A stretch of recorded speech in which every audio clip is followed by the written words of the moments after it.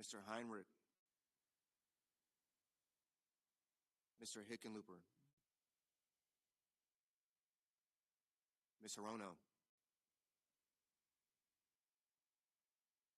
Mr. Hoven, Mr. Husted, Mrs. Highsmith,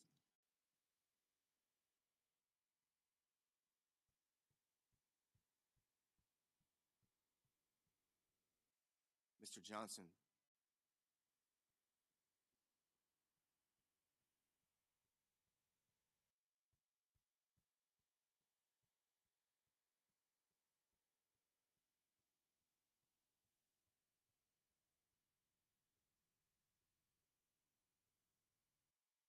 Mr. Justice,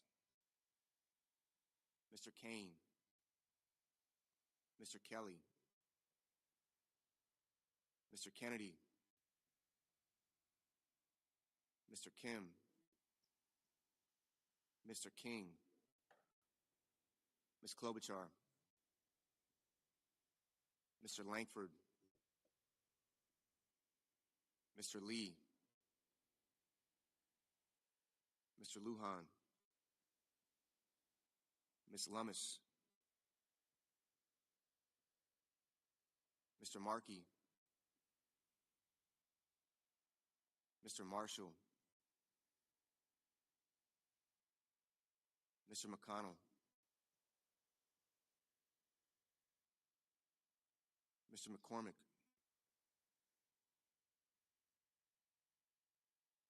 Mr. Merkley, Mrs. Moody, Mr. Moran, Mr. Moreno, Mr. Mullen, Ms. Murkowski, Mr. Murphy, Mrs. Murray,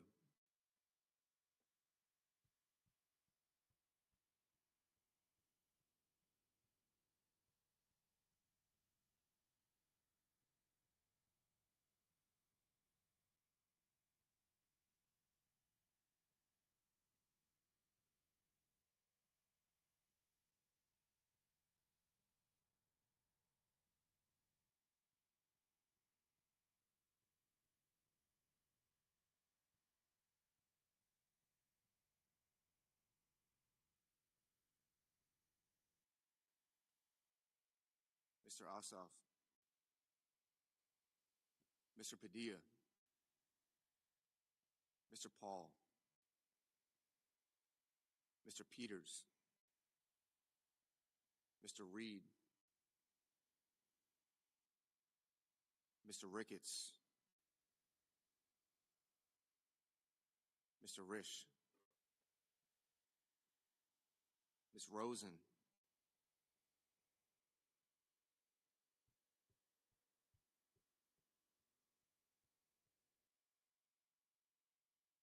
Mr. Rounds, Mr. Sanders,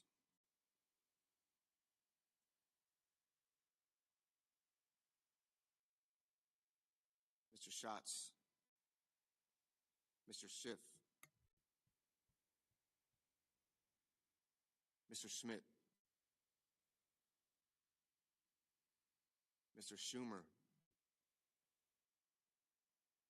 Mr. Scott of Florida, Mr. Scott of South Carolina, Mrs. Shaheen,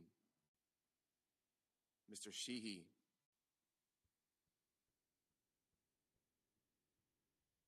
Ms. Slotkin, Ms. Smith, Mr. Sullivan, Mr. Thune,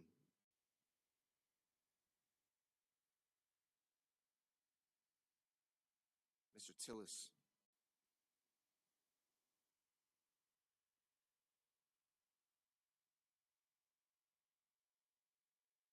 Mr. Tuberville, Mr. Van Hollen, Mr. Warner,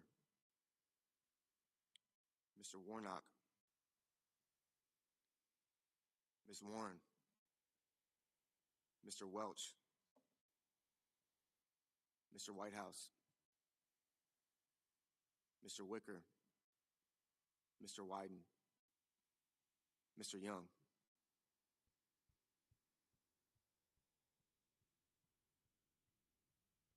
Senators voting in the affirmative: Barrasso, Cotton, Kramer, Crapo, Cruz, Fisher, Justice, Marshall, Moran, Mullen, Rounds, Sheehy, Thune, Tuberville, Wicker. Senators voting in the negative: Blunt, Rochester, Cantwell, Kane, Kelly, Kim, Murray, and Warnock.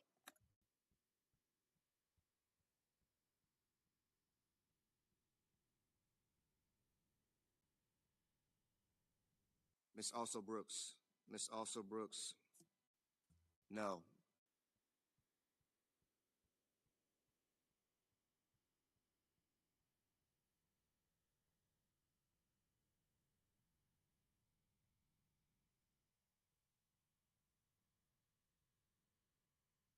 Ms. Baldwin.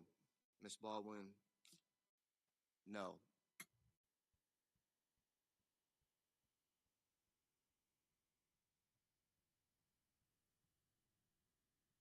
Mr. McCormick. Mr. McCormick, aye.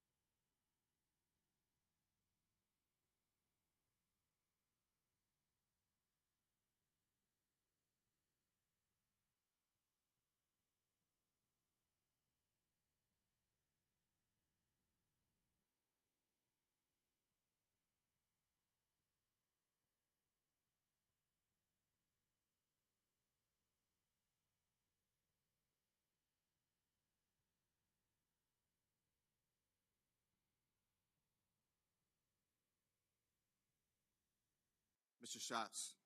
Mr. Schatz, no.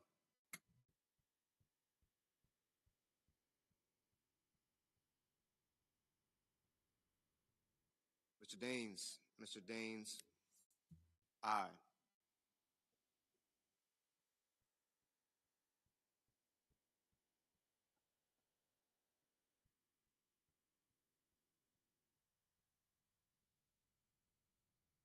Mr. Reed. Mr. Reed, no. Ms. Hassan. Ms. Hassan, no.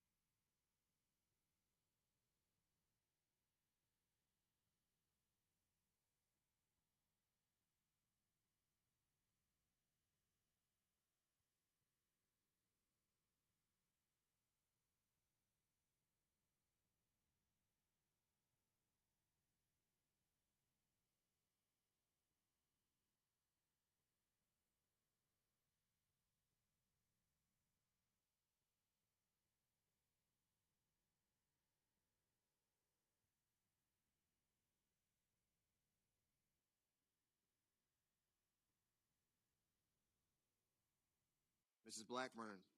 Mrs. Blackburn, aye.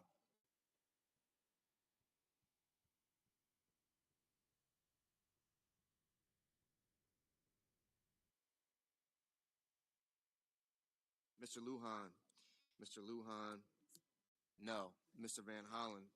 Mr. Van Hollen, no. Mr. Gallego. Mr. Gallego, no. Mr. Wyden.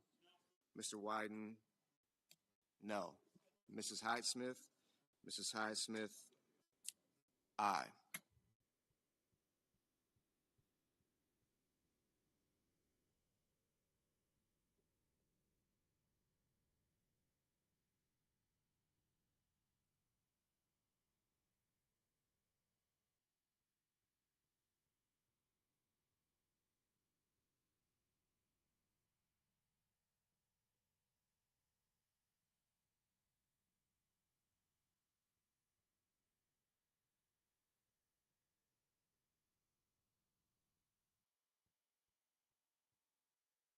Sanders. Mr. Sanders, no.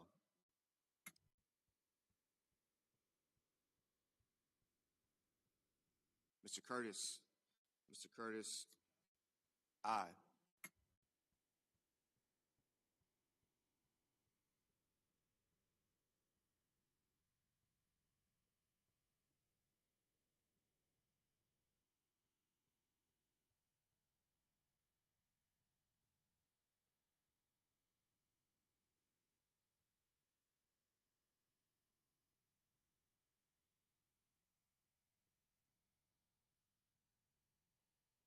Mr. Scott. Mr. Scott of Florida, aye.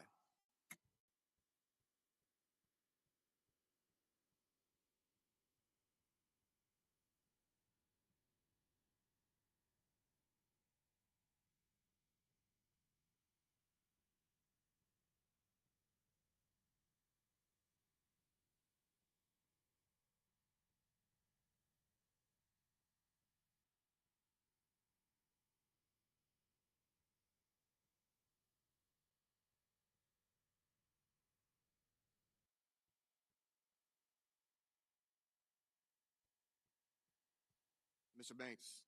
Mr. Banks, aye.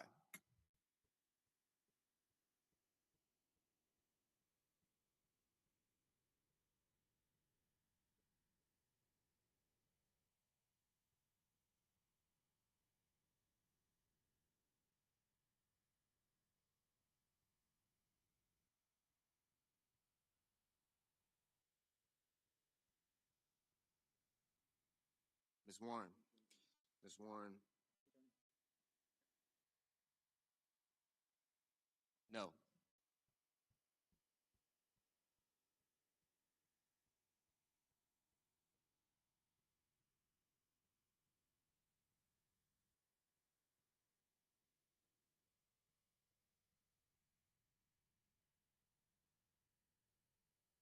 Mr. Haggerty. Mr. Haggerty, aye.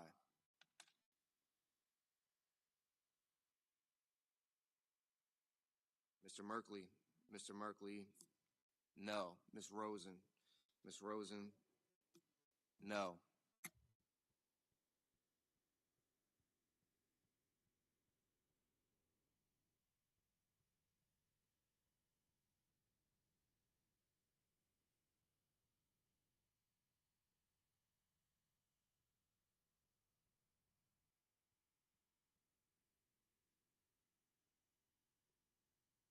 Mr. Bennett.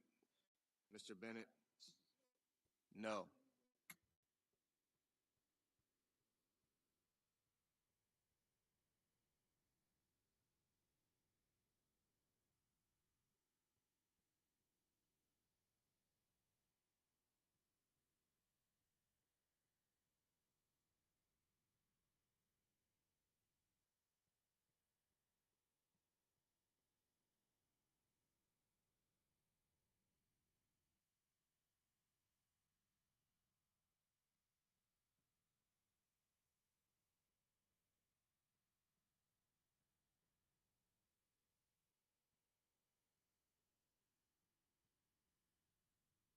Mr. Peters.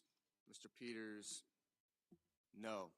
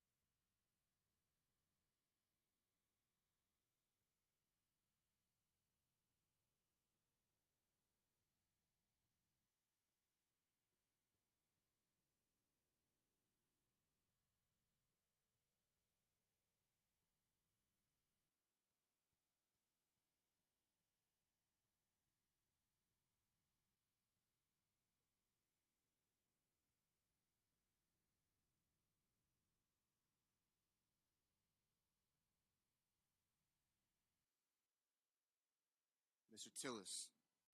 Mr. Tillis, aye.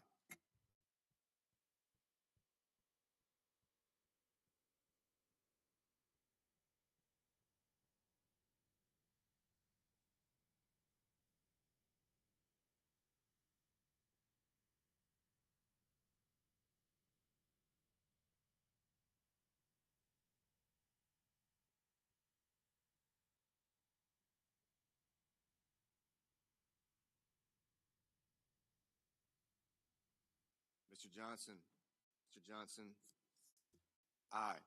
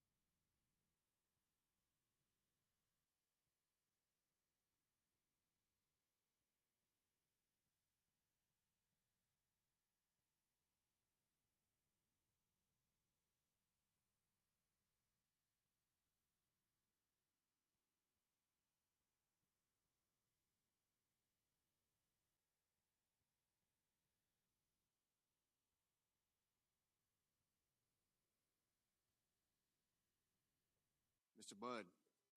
Mr. Budd, aye.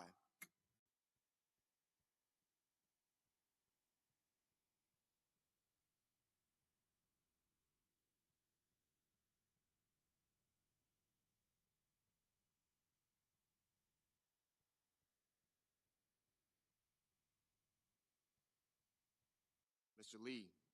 Mr. Lee, aye. Mr. Schumer. Mr. Schumer, no. Ms. Slotkin. Ms. Slotkin, no. Ms. Duckworth. Ms. Duckworth, no.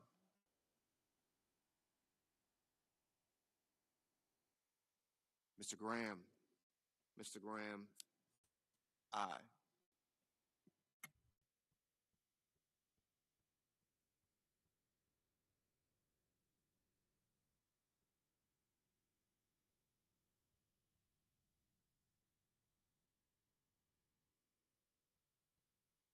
Mr. Young. Mr. Young, aye.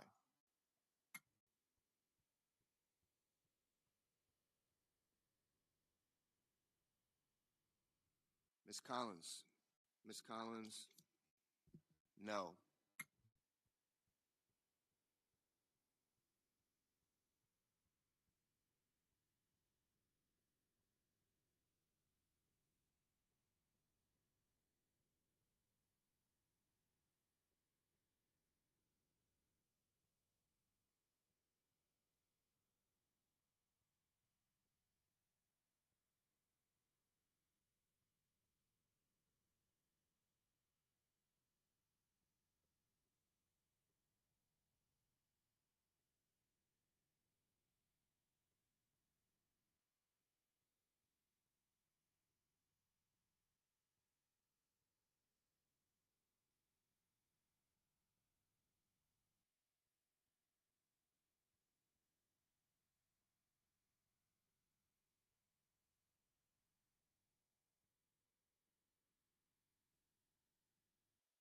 Mr. Risch.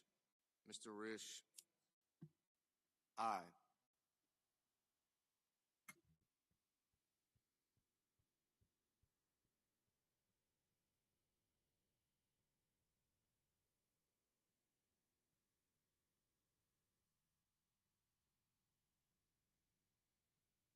Mr. Warner. Mr. Warner, no.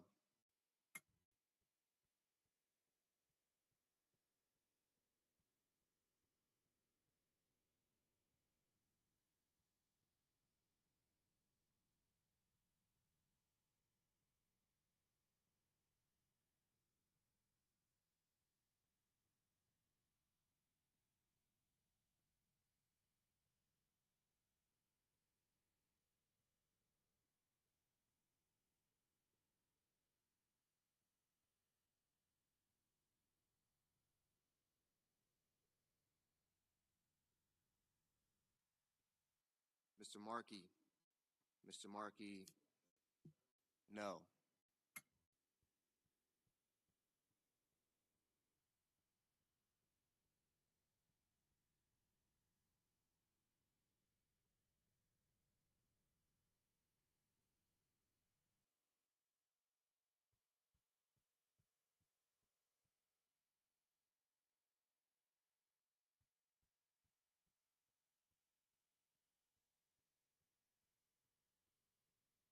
Mr. Whitehouse. Mr. Whitehouse, no. Mrs. Moody.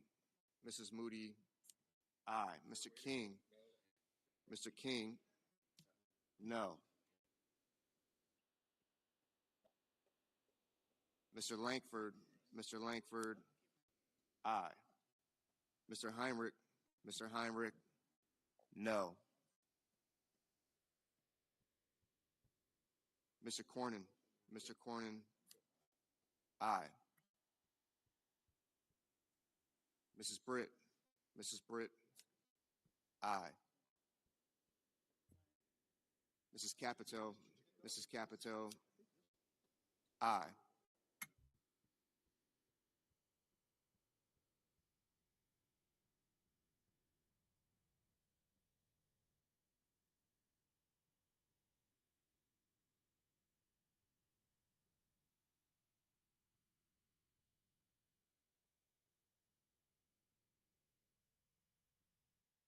Mr. Moreno. Mr. Moreno, aye. Ms. Ernst. Ms. Ernst, aye.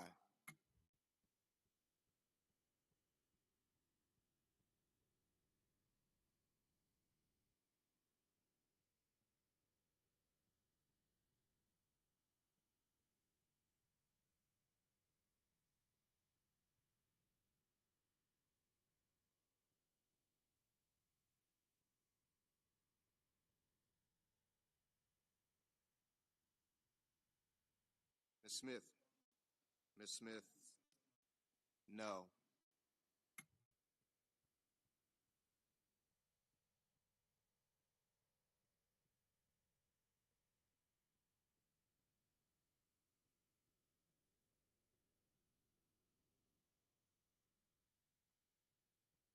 Ms. Cortez Masto. Ms. Cortez Masto, no. Mr. Grassley. Mr. Grassley, aye.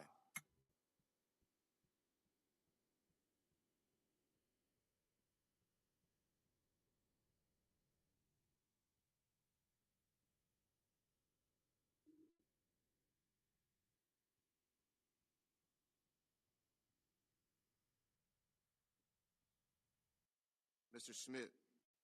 Mr. Schmidt, aye.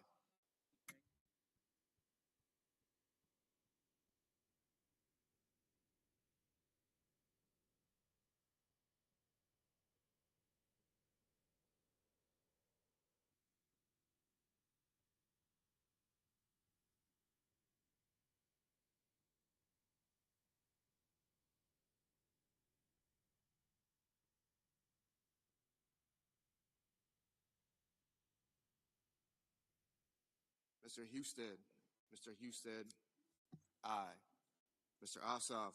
Mr. Ossoff, no.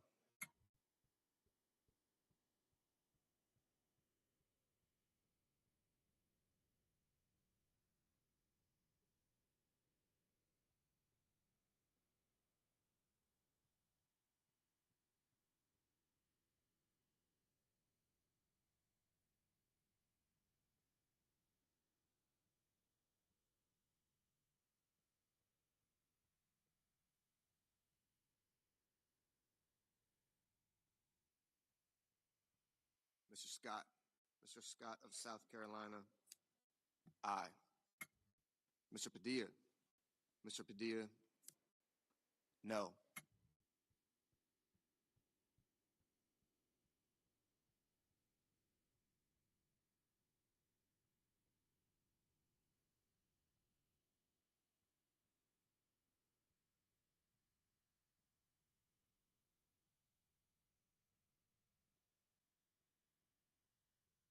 Mr. Schiff.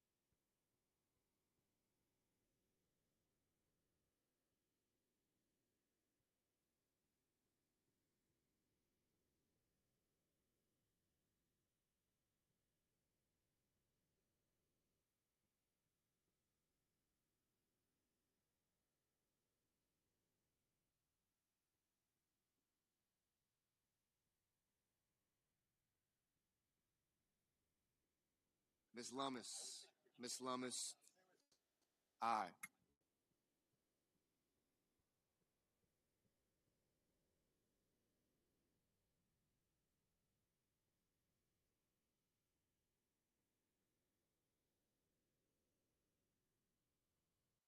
Mr. Cassidy. Mr. Cassidy, aye. Mr. Hickenlooper. Mr. Hickenlooper, no.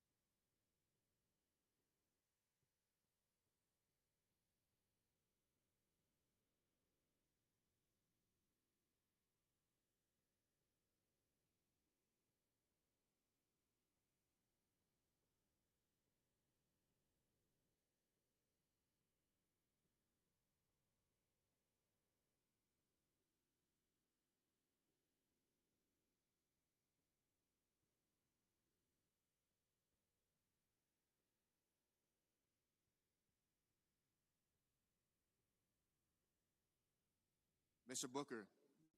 Mr. Booker, no. Mr. Blumenthal. Mr. Blumenthal, no.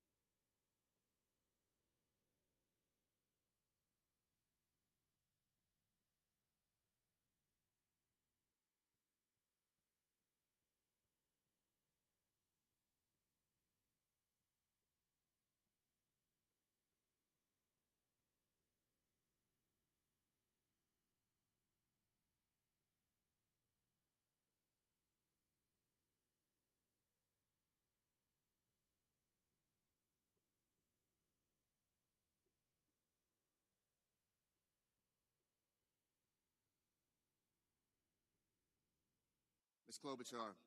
Ms. Klobuchar, no.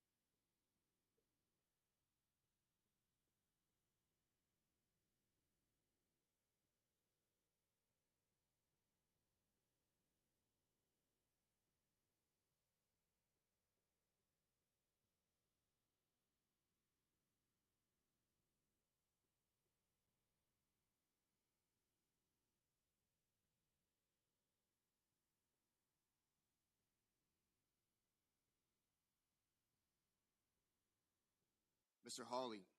Mr. Hawley, aye.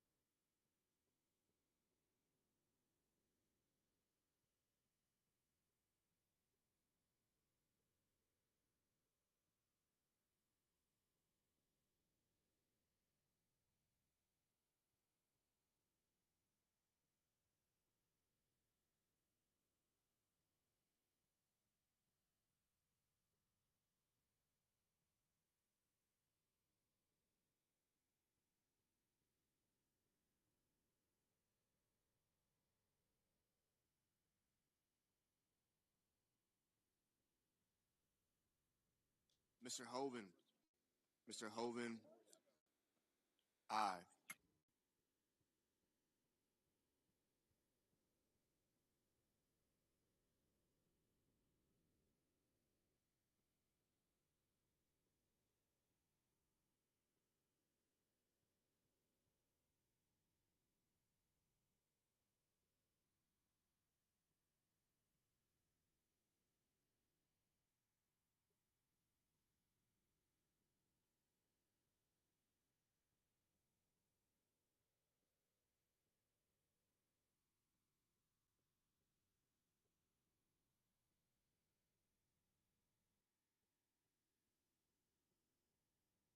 Mr. Paul. Mr. Paul, aye.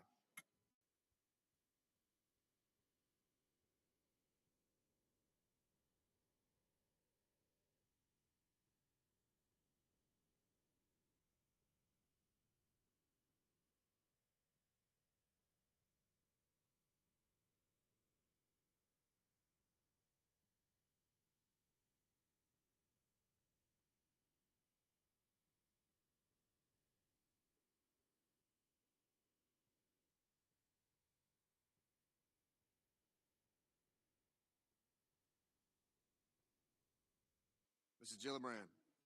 Mr. Gillibrand, no.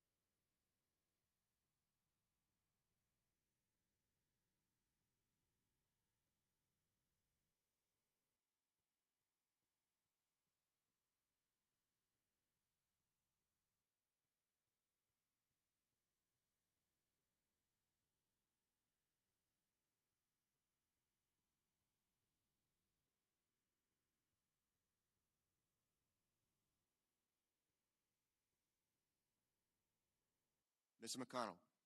Mr. McConnell, aye.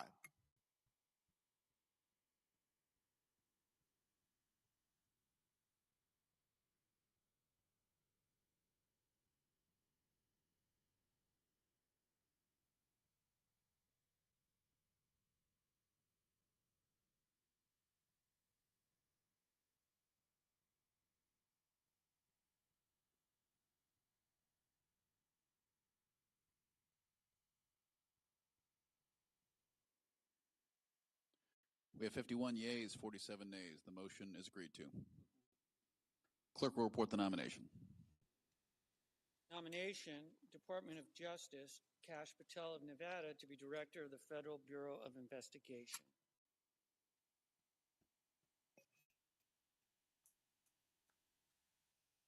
Mr. President. Senator from Kentucky. I've never liked calling too much attention to today's date, February 20th. But I figured my birthday would be as good a day as any to share with our colleagues a decision I made last year. During my time in the Senate, I've only really answered to two constituencies: the Republican Conference and the people of Kentucky. Over the years, the first group trusted me to coordinate campaigns, to count votes, to steer committees, to take the majority, and on 9 occasions, to lead our conference. Serving as a Republican leader was a rare and, yes, rather specific childhood dream. And just about a year ago, I thanked my colleagues for their confidence, which allowed me to fulfill it. To the distinguished members of this body, I've had the privilege to lead, and I remain deeply, deeply grateful. Today, however, it's appropriate for me to speak about an even deeper allegiance and even longer standing gratitude. 7 times, my fellow Kentuckians have sent me to the Senate. Every day in between, I've been humbled by the trust they placed in me to do their business right here. Representing our Commonwealth has been the honor of a lifetime. I will not seek this honor an 8th time. My current term in the Senate will be my last. I've been a student of history my entire life. I can't remember the last time I didn't have a stack of biographies or political memoirs on my nightstand. And I know well how tempting it can be to read history with a sense of determinism, assuming that somehow notorious failures were inevitable, that crowning triumphs were predestined. And in either case, that lives and careers followed orderly paths. This, of course, isn't how things work. And I've never had to look further than my own life to recognize it. I've never lost sight of the fact that without my mother's devoted care, a childhood encounter with polio could have turned out a lot worse. That unless my father had taken a job in the bluegrass state, my interest in politics might have run a course somewhere else. But if it weren't for an 11th hour outside the box idea on the campaign trail, my Senate career would have been over before it began.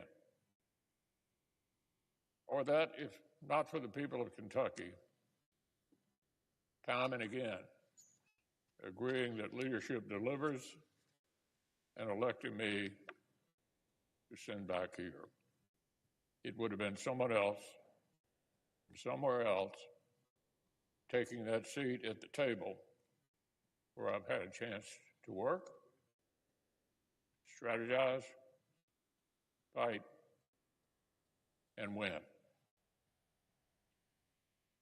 I grew up reading about the greatness of Henry Clay, but there were times when the prospect of etching my name into his desk in this chamber felt like more of a long shot than making it to the major leagues. I got a front row seat to the greatness of Senator John Sherman Cooper of Kentucky as a summer intern in his office. But at so many moments in my early career, the idea of following in his footsteps felt more distant than the moon. So the only appropriate thing to take away today, apart from a healthy dose of pride, is my immense gratitude for the opportunity to take part in the consequential business of the Senate and the nation. Gratitude to the people I represent, Kentucky's families and farmers and miners and service members and small business owners.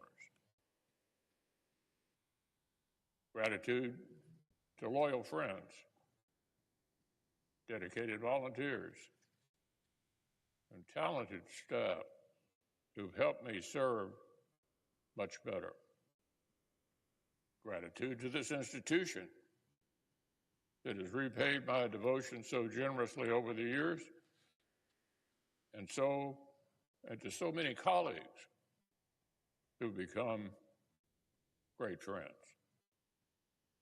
Gratitude for my family's support. And in particular, my ultimate teammate and confidant of the last 32 years.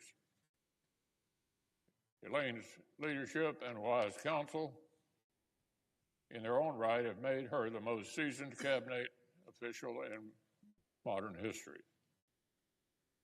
On top of all that, her devotion to me and to Kentucky is a lot more than I deserve. When I arrived at this chamber, I wasn't coming with a governor's statewide executive experience or a House member's appreciation for Washington dynamics. I knew my hometown of Louisville, and I'd spent the previous few years working hard to learn what mattered to folks all across the rest of the Commonwealth. And yet, within weeks of swearing the oath, sure enough, I was here on the floor talking with colleagues from other far-flung corners of the country, discussing solutions to a farm income crisis and infrastructure challenge that affected different states in the same way. I learned quickly that delivering for Kentucky meant finding the ways the Commonwealth's challenges were actually tied to national debates.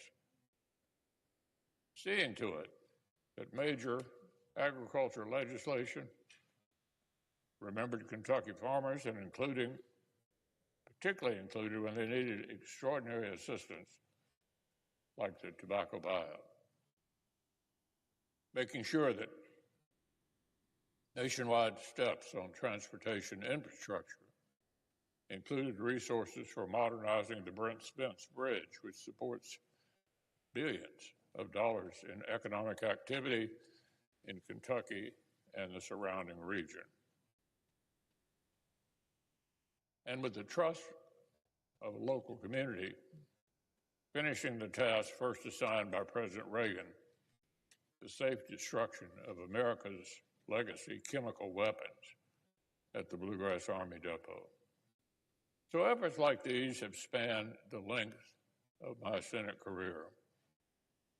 And I've been humbled each and every opportunity to help Kentucky punch above its weight. Of course, the Senate has to grapple with foundational questions that reach even more broadly across American life and either further into posterity. We're trusted on behalf of the American people to participate in the appointment of the federal judiciary, to be the final check on the assembly of power in the courts beyond the reach of representative politics, and to ensure that the men and women who preside over them profess authentic devotion to the rule of law above all else. When members of this body ignore, discount, or pervert this fundamental duty, they do so not just at the peril of the Senate, but of the whole nation. The weight of our power to advise and consent has never been lost on me, and I've been honored to perform my role in confirming judges who understand their role. On this floor, there is no place to hide from the obligations of Article 1, the Senate's unique relationship with Article 3, or our role in equipping the powers of Article 2. Here, every debate over agriculture or infrastructure or education or taxes is downstream of the obligations of national security. Every question of policy here at home is contingent on our duty to provide for the common defense. One of the first times I spoke at length on this floor as a freshman, I was compelled to join the debate over strengthening the deterrence of America's nuclear triad. Whether to expand the U.S. military's hard target nuclear capability was an interesting question to pose to someone whose most recent job had been running a county government. But there, of course, was the founder's brilliance at work. The hopes and dreams of every American are tied up in our ability to protect and defend the nation and its interests. Every family traveling abroad and every worker and small business owner whose livelihood depends on foreign trade, they depend in turn on the credibility of America's commitments to friends and the strength of her threats to enemies. In turn, the safety and success of the men and women who volunteer to serve this great nation in uniform depend on the work we do here to ensure that enemies think twice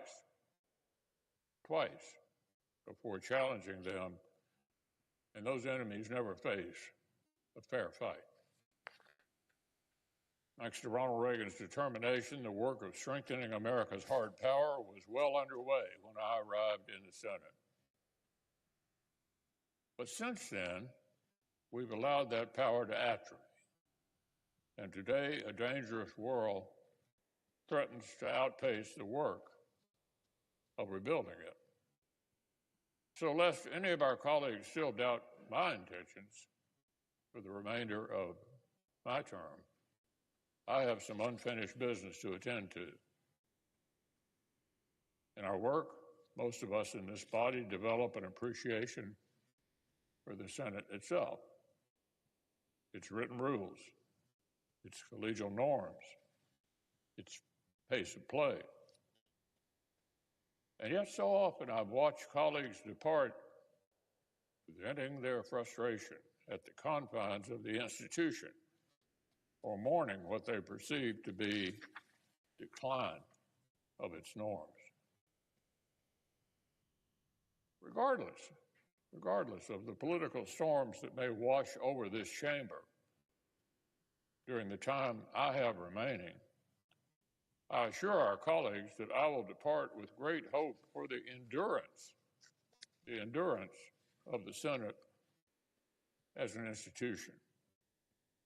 There are any number of reasons for pessimism, but the strength of the Senate is not one of them.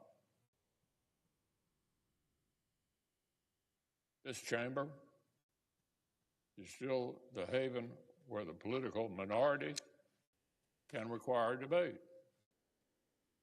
It's still the crucible in which jurists are tested for their fidelity to upholding the Constitution and laws as they were written. The Senate is still equipped for work of great consequence. And to the disappointment of my critics, I'm still here on the job. I yield the floor. Mr. President. Senator, North Carolina. Mr. President, I ask unanimous consent that the members and staff and spectators in the gallery be allowed to applaud for a period not to exceed 30 seconds. Is there objection?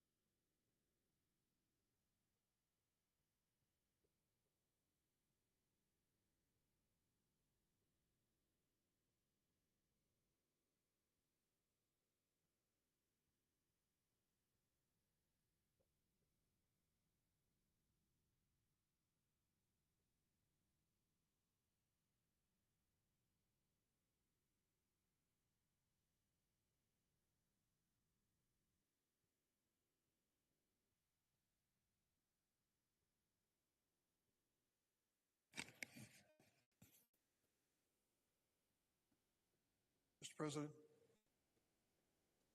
Senator from Illinois. Mr. President, in about 2 hours, the Senate will vote on whether to confirm Kash Patel to serve as Director of the Federal Bureau of Investigations for the next... Order.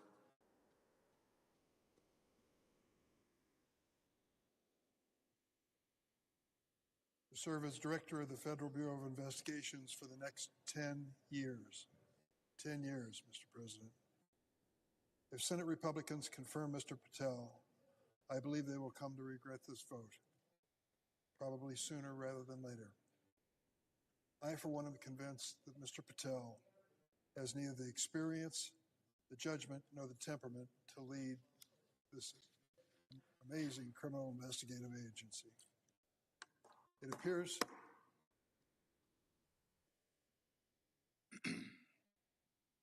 my Senate Republican colleagues are ignoring the many red flags in Mr. Patel's record, probably because they fear retribution from the President and Mr. Musk. Let me be clear. This is not a partisan issue. During my time in the Senate, I have voted for 4 FBI director nominations before this one. Each one was clearly a Republican, and I voted for them nevertheless. Historically, the Federal Bureau of Investigation has been apolitical. I oppose Mr. Patel because he is dangerously politically extreme. He has repeatedly expressed his intention to use our nation's most important law enforcement agency to retaliate against his political enemies. Even before President Trump took office, Mr. Patel announced that he would force out FBI Director Chris Wray, who he nominated in his first term before firing the former FBI Director Jim Comey. The director is the only political appointment at the FBI. Congress took steps to ensure that this agency remains as apolitical as possible by providing for a single term of 10 years for a director and subjecting the appointment to the advice and consent of the Senate. 50 years ago, we made this reform. We may see it all fall to ashes today. But as we have seen for weeks now, the Trump administration purge of the FBI is a political exercise that has spread to service career officials. There's an association of FBI agents, and the 2 leaders of that association came to see me recently in my office to talk about this situation. Both of them are women. One is serving 17 years in the career job at the FBI, and the other 22. They were quick to add that their fathers had been FBI agents before them. It was clearly in their blood. They came to tell me about the situation at the FBI today because of this transition, because of the prospect of Kash Patel heading their agency. They said morale has never been lower. They have gone through, many of them, gone through many presidential transitions and have never seen anything like this. The declaration that is required now of FBI agents as to whether they were participating in the investigation of the January 6 rioters who assaulted this United States Capitol building. Let's be honest about what's going on here. There's an effort to have Soviet-style historical revision. Trump administration and the people that they're pushing into leadership have to basically pass a loyalty oath in terms of the outcome of the previous presidential election and what happened on January 6th. They're somehow asked to ignore the obvious that we see on videotape over and over again. The rioters assaulted this Capitol so dangerous that the Vice President of the United States, sitting in your chair, was physically removed by the Secret Service for fear that he was going to be hurt if he stayed in that position. Those of us who are on the floor of the Senate on January 6th were asked to evacuate this chamber as quickly as possible. This was not simply a question of tourists getting out of line. These people who assaulted this U.S. Capitol building were hell-bent on stopping the constitutional process of counting the electoral votes in the 2020 election. And now, FBI and others are being asked to say the opposite, that this wasn't somehow a breach of law, a horrendous, terrible chapter in the history of this country, and that there was danger afoot.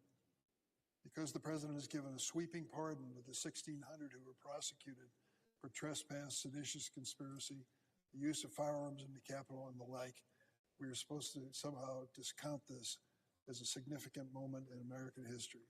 It was. And for the FBI agents who participated in the investigation of that day, I say they were doing their job, and they did it well. And now to remove them from the FBI because of that has obviously hurt the morale of the FBI agency and made them stop and wonder what the future holds for them. If another president comes in with another political agenda, will they be the victims again? As we've seen for weeks now, the Trump administration's purge of the FBI is a political exercise that has spread to senior career officials. In the FBI long history, this has never happened before. This purge has dramatically weakened the FBI's ability to combat national security threats and has made America less safe. Senior leaders with collectively hundreds of years of experience have been forced out, creating a leadership vacuum. Thousands of line agents fear losing their jobs simply because they were assigned to work on cases involving the January 6th attack or President Trump. I have heard directly from FBI agents who now fear for their safety and the safety of their families. To understand why, let me tell you about a January 6th rioter named Edward Kelly. Mr. Kelly was convicted of assaulting law enforcement during the attack on the U.S. Capitol. We saw it, didn't we? In terms of videotapes that show our law enforcement agents trying to stand their ground in this Capitol building, being beaten back and assaulted by these mobs. Mr. Kelly was convicted of assaulting law enforcement, and he was given a full and unconditional pardon by Donald Trump. But Mr. Kelly has also been convicted in his home state of Tennessee of conspiracy to murder the FBI agents who investigated his role in the January 6th attack. Understand this. Now he is arguing that President Trump's blanket pardon of Mr. Kelly should cover his attempt to kill FBI agents. When asked about the possible firings of career FBI officials at his confirmation hearing, Mr. Patel, under oath, and I quote, said, "I don't know what's going on right now at the FBI." Mr. President, that's not true. Thanks to multiple brave whistleblowers, we now know that Mr. Patel likely committed perjury in making that statement, even before being confirmed as an FBI director. Mr. Patel is already directing the ongoing purge of honorable career public servants. Despite his status as a private citizen, he has no right to be part of this awful process. I urge my Republican colleagues, seriously, consider these credible whistleblower allegations before you vote on Mr. Patel's nomination. Mr. Patel's claim about an FBI purge were not his only misleading statements under oath. At his hearing, Mr. Patel implausibly told me he could not recall Stu Peters, a man who's been identified as an anti-Semitic Holocaust denier. I asked him repeatedly, "What about Stu Peters?" "Don't know the man. Don't recognize the name." This is simply not true. Considering that Mr. Patel appeared on Mr. Peters' podcast 8 times, Mr. President, 8 times, and he couldn't recall the man's name. And Mr. Peters has since revealed that he and Mr. Patel directly communicate via their personal cell phones, quote, constantly. Constantly was the word he used. As far as Patel was concerned, under oath, never heard of the man. Why in the world would he do that? Why would Mr. Patel admit the obvious? 8 podcasts and constant communication with this man? And an even larger question, what is he doing as a man who wants to direct the FBI in concert with anti-Semitic Holocaust denier Stu Peters? What is going on here? Is he showing good judgment? Is this the kind of person you want to put in charge of 38,000 criminal investigators? Mr. Patel also claimed, quote, he didn't have anything to do with the recording of the so-called January 6th prison choir, which included at least 6 rioters who violently assaulted police officers. Mr. Patel thinks there's something interesting, maybe even amusing, about the fact that he created a choir of these individuals who had been prosecuted for what they did on January 6th. Here's what Mr. Patel said to Steve Bannon after he denied knowing anything about this recording before the Judiciary Committee recently. He said to Steve Bannon, quote, "We got this idea to record the January 6th prisoners who recite the national anthem every night from the DC prison. Then we took that to the studio, so we mastered and digitized that." So on Steve Bannon's show, he is the mastermind behind this recording of these prisoners saying something about the national anthem every night.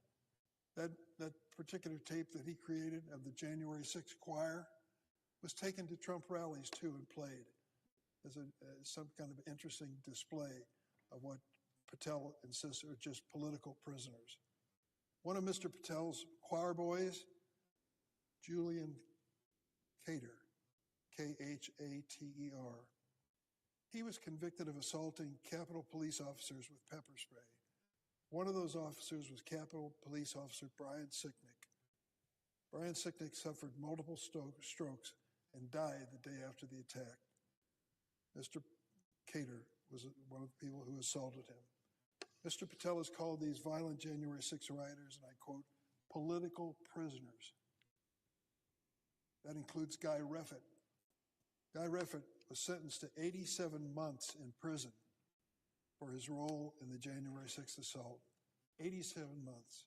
Mr. Reffitt brought a gun to the Capitol on January 6th and recorded himself saying the following, which I'll paraphrase because I don't want to use profanity on the floor of the Senate. Quote, "We're all going to drag them out kicking and screaming.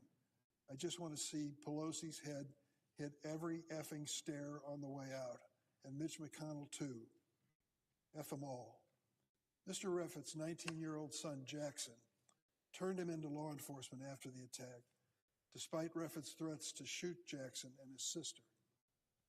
Here's what Reffitt said to his own children, quote, "If you turn me in, you're a traitor. And you know what happens to traitors. Traitors get shot." Mr. Reffitt received a full and unconditional pardon from President Trump. Guess where he was on January 30th this year?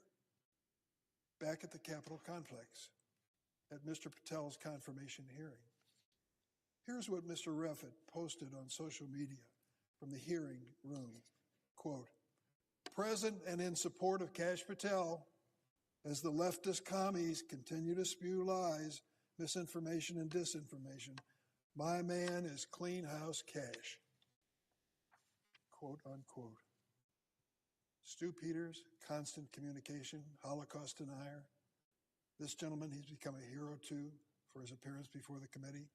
And we're all commies for questioning Kash Patel's politics and what it's led to. These are Mr. Patel's allies: Stu Peters, Julian Cater, Guy Reffitt. On the other hand, consider who is warning us about Mr. Patel. Former Trump officials who know him, like Attorney General Bill Barr, CIA Director Haspel, Defense Secretary Mark Esper, and National Security Advisor John Bolton. All of these were Republican appointees who worked with Patel, who know him well, and warn us not to do this. Don't give this responsibility to this man. All Republican appointees. Mr. Patel has left a long trail of grievances, lashing out at anyone who is not completely aligned with him. He calls Democrats, quote, "vindictive, evil, and vicious," and repeatedly attacks Republican senators who don't toe the MAGA line. I read Mr. Patel's book, Government Gangsters. It includes an enemies list at the end of the book, 60 names, members of the deep state, in the word of Kash Patel, which includes distinguished public servants from both political parties. What do they all have in common, the 60 people on his hit list? From Attorney General Bill Barr and Merrick Garland to former FBI directors Bob Mueller and Chris Wray, they've all had the misfortune of crossing paths with the vindictive Kash Patel. Mr. Patel claims he respects law enforcement, but his words and actions demonstrate his disdain for the FBI. He has said on day one he plans to, quote, "shut down the FBI headquarters," and he's falsely claimed that the FBI, quote, was planning the January 6th event for a year beforehand. There is no truth to that statement, Mr. President, and he is casting aspersions on the FBI that are undeserved. Mr. Patel's record demonstrates that he's dangerous, inexperienced, and dishonest. He should not and cannot serve as an effective FBI director. Mr. Patel has been crystal clear that he plans on using the FBI's vast surveillance and investigative authority to, quote, come after, close quote, the president's enemies. It is shocking that my Republican colleagues are willing to support him, despite the serious threat he poses to our national security. And I'm sorry to say I believe they will quickly come to regret this vote. When I think of giving this man a 10-year tenure as director of the leading criminal investigative agency in the world, I cannot imagine a worse choice. You want the person who has that job and that power to destroy people simply by investigation, to show some temperament and some judgment. Kash Patel shows just the opposite. He is neither qualified nor prepared to assume this responsibility. I will be voting no and plead with my Republican colleagues. Please think twice before creating this situation and making it even worse. I yield the floor.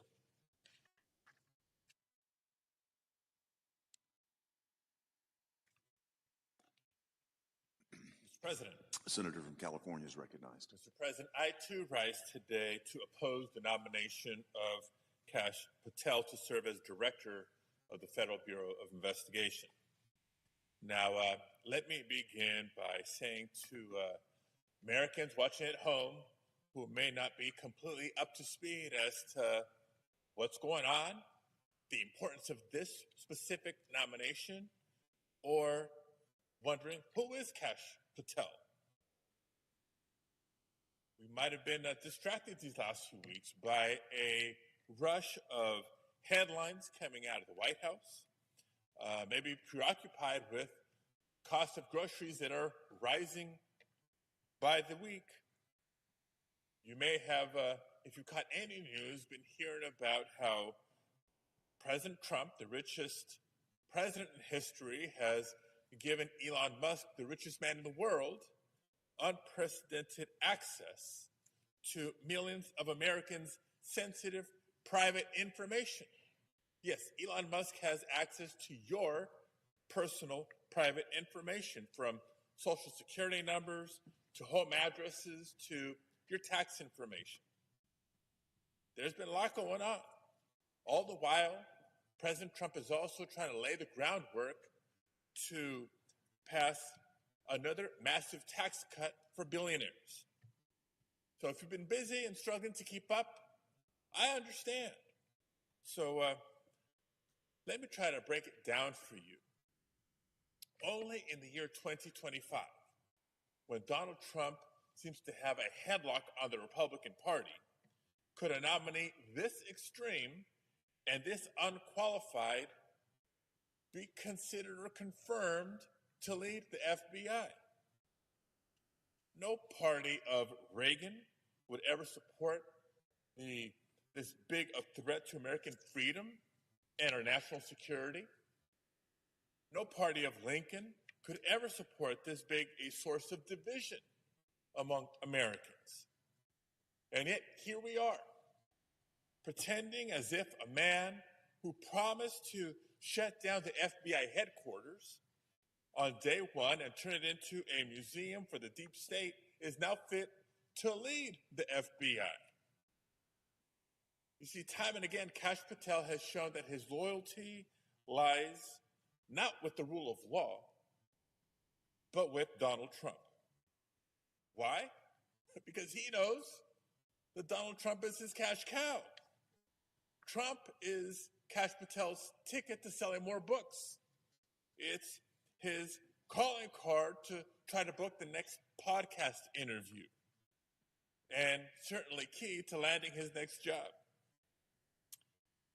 Frankly, it's a pattern we've seen from all too many of the nominees that Donald Trump has picked for his second administration. These are people whose sole qualification is allegiance to Trump. This should disqualify any nominee, but it's particularly concerning for a nominee slated to lead the nation's premier law enforcement agency. When it comes to protecting the security of our nation, there is no room between patriotism and patronage. The American people need and deserve a public servant who is 100% committed to the around-the-clock safety of the American people. Unfortunately, through his actions over the course of the last several years, his conduct this past month before the Senate Judiciary Committee, Kash Patel has demonstrated a dangerous lack of judgment, lack of preparation, and lack of independence. He's shown that he's either unwilling or unable of putting politics aside in order to protect the American people and uphold the Constitution should he be confirmed to lead the FBI. And throughout his career, he's shown a clear pattern of loyalty to Trump and of self-dealings at the expense of the American people. That includes undermining the FBI's work in order to protect Trump from investigation, profiting off of conspiracies about a, quote, deep state, and promoting an enemies list targeting public servants, selling picture books to spread conspiracy theories to children about the 2016 election, endangering the lives of American service members after inserting himself into a hostage rescue operation, refusing to commit in his confirmation hearing to enforcing existing gun laws that protect lives and have saved lives, holding millions of dollars in unvested stock in a foreign company tied to forced and child labor, even producing a song and financially supporting the families of insurrectionists who violently beat Capitol police officers on January 6th. And now it appears that this list includes potentially having lied under oath in his confirmation hearing about the role he played in firing career FBI employees based on their perceived loyalties. After we heard him swear in committee that he played no role in the firings, whistleblowers are coming forward to tell us otherwise. At the very least, this charge is so serious that it warrants further investigation. Colleagues, stretching the truth or potentially outright lying may score on points with President Trump, but as director of the FBI, it will only put American lives at risk. Think about it. To all the Americans who might be watching from home, you wouldn't put an arsonist in charge of a fire department, would you? But with Kash Patel atop the FBI, that's exactly what we'd get. Career law enforcement will continue to be purged. The FBI will be weaponized for political gain, and our communities will be less safe. I want to make one final point to our Republican colleagues. Throughout this body's history, the Senate has had not just the opportunity, but the responsibility to serve as a check on executive overreach. Senators of both parties over history have exercised our constitutional duty to advise and consent to the president's nominations. And in the past, the Senate has rejected extreme nominations.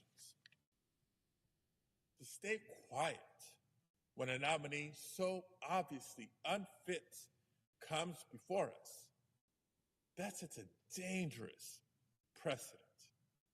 Think about the damage you'll not just be doing to the institution of the FBI or to the Senate, but to the trust that millions of Americans deserve to have in our law enforcement. But more important than that, today, consider this, that someday in the future, possibly the near future, when a loyalist FBI director abuses the position and fails to protect the American people, it won't just be Kash Patel that will be held accountable. It won't just be President Trump we will try to hold accountable. It will be every member of this body who supported his nomination that will also be held accountable. So I invite you, I encourage you to have the courage to say no to Trump because lives are on the line. Have the courage to stand up and protect your constituents, protect the American people. Stand up, do the right thing, vote no on this nominee.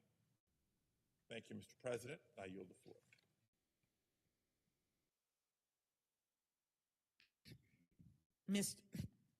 Mr. President. The senator from Minnesota is recognized.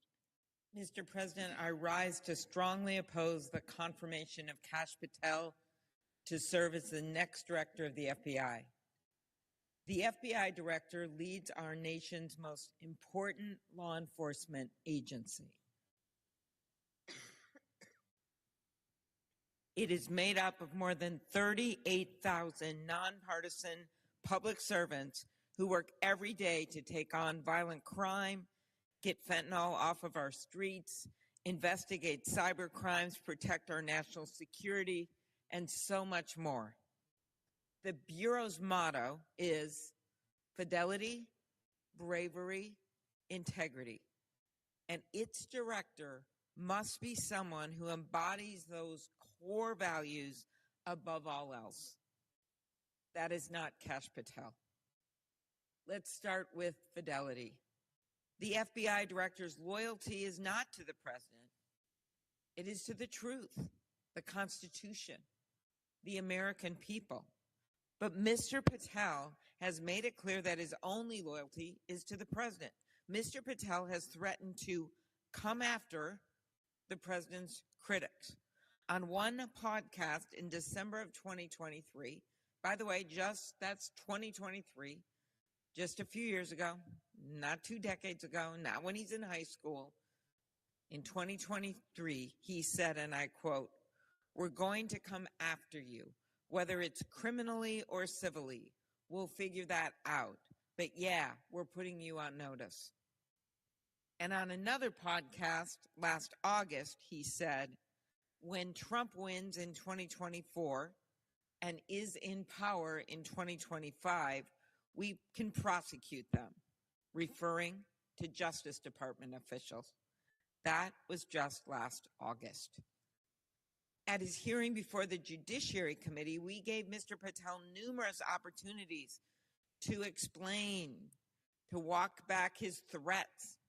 He chose not to, nor did he try to explain his so-called deep state list of former government officials, including many Republicans who served under the president's first term. This list of his deep state government gangsters, as he called them, list included former Defense Secretary Mark Esper, former CIA Director Gina Haspel, former National Security Advisor John Bolton, and former Attorney General Bill Barr. Bill Barr, who had received so many compliments from people in this body, from so many Republicans, including the chair of the Judiciary Committee. I remind our colleagues on the other side of the aisle that Bill Barr wrote that putting Patel in charge of the FBI, promoting him in any way, would only happen, quote, over his dead body, end quote.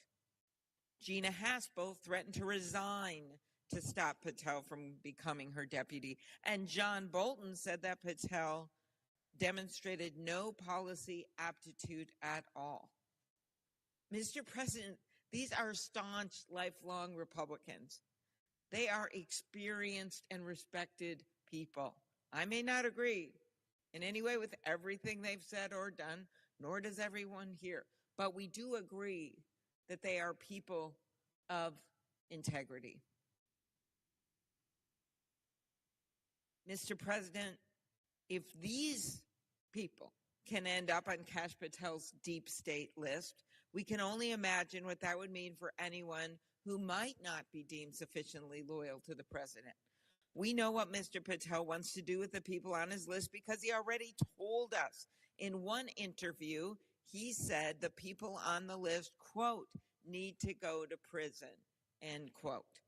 And his comments about his so-called enemies are not empty threats. His desire to punish all but the president's most zealous loyalists is far too real. At his hearing, Mr. Patel said that, quote, all FBI employees will be protected against political retribution, end quote. Yet, mere hours later, the administration forced out 8 of the Bureau's most senior, nonpartisan public servants who oversaw national security, criminal, and cyber matters. One day later, an email was sent to FBI employees requesting a list of everyone who had worked on January 6 cases, quote, to determine whether any additional personnel actions are necessary, end quote. It wouldn't matter if it's just a brand new person who gets assigned to a case or a senior person. It doesn't matter if these people were prosecuting people, investigating people that actually tried to do us harm in this chamber, chased down former Senator Romney in the hall. That all happened. Destroyed offices of the parliamentarian and others, cut police officers' faces and injured them. And then, when in any crime scene you'd have it investigated, this guy, Kash Patel, is questioning those FBI employees that were simply assigned to the case to work on them. This is not the person we should be putting in charge of the FBI. And I know my colleagues know this. So many of them that were there at the time supported Christopher Wray. I voted for Christopher Wray. He was Donald Trump's choice to run the FBI, but I thought that he would be a man of integrity, and he was. I will also note that applications to the FBI have tripled since he's been in office during that time period because he's improved morale, they've been doing their job, and people want to go work there.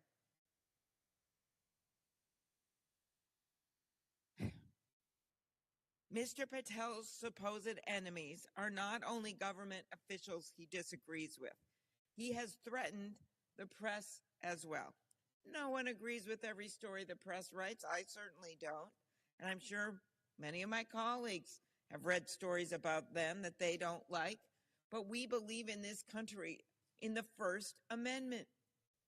Mr. Patel, however, has referred to the media as, again, a recent quote, the most powerful enemy the United States has ever seen, end quote. He said that not even on a podcast. He said that in a speech. Think about that. The media is the most powerful enemy the United States has ever seen, in the words of Kash Patel, nominated to be the director of the FBI, to oversee tens of thousands of agents across the country. Not China, not Russia, not Iran, not terrorists, but the press. And Mr. Patel has already publicly threatened journalists, saying, we're going to come after the people in the media. We're going to come after you, whether it's criminally or civilly. We'll figure it out. But yeah, we're putting you all on notice, end quote. This isn't someone who has any business running the world's premier law enforcement agency. This isn't someone who we can trust to be faithful to our Constitution. This isn't fidelity to the rule of law and impartial law enforcement. It is a direct threat to it. Bravery, fidelity, bravery, integrity. So let's talk about bravery. We all know that the Capitol Police showed bravery far and above the call of duty on January 6, 2021. We know that. We know that many of them, their gear was stuck on a bus, their riot gear. They weren't even able to access it. And so many of them were protecting us, people who worked in this Capitol, when the people that were storming into this Capitol had better gear than the police had. And of course, we've made tons of changes since then, changes to the leadership of the Capitol Police with a new chief, changes to the sergeant in arms, changes to our security profile. We've made those changes. Of course, we should have done that. But what we do know is they showed bravery. But rather than recognize the officers' bravery, Mr. Patel accused those who testified in the January 6th hearings of lying. When asked on a podcast whether Capitol Police officers told the truth in the House of Representatives January 6th committee hearings when they were under oath, Mr. Patel said, and I quote, "No, and lying under oath is a federal offense and they should be investigated for it." Once again, our colleagues on the Judiciary Committee gave him the chance to walk back these comments during his hearings. And once again, he chose not to. In fact, he claimed this wasn't accurate. It was exactly what he said. We have the evidence. We have the facts. We have the proof. Right there, his words. I would think facts and truth and the proof should matter to someone who is asking to be head of the Federal Bureau of Investigation, but it doesn't. Literally, this is on YouTube. Anyone listening today could look it up. The men and women of the Capitol Police aren't criminals.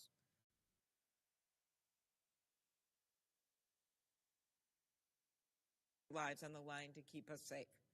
But Kash Patel disagrees.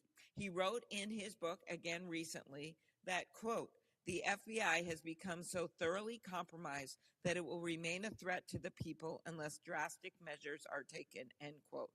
And he called the men and women of the FBI, quote, "utterly corrupt," end quote. How do you think that makes people feel? People out in Minnesota who are going after bank robbers or gangs or drug rings because Kash Patel didn't like one investigation of a bunch of mobsters that came into this Capitol and beat up police. And then he said he wanted the list of everyone that was involved in that. I don't think the FBI is a threat to the people like Mr. Patel. I don't think it's utterly corrupt. And I don't think my Republican colleagues believe that either. I think they admire the people that work at the FBI. In fact, under Mr. Wray's leadership, as I noted, the morale of the agents and personnel at the FBI has improved significantly, 3 times as many people, as I noted, applying as agents.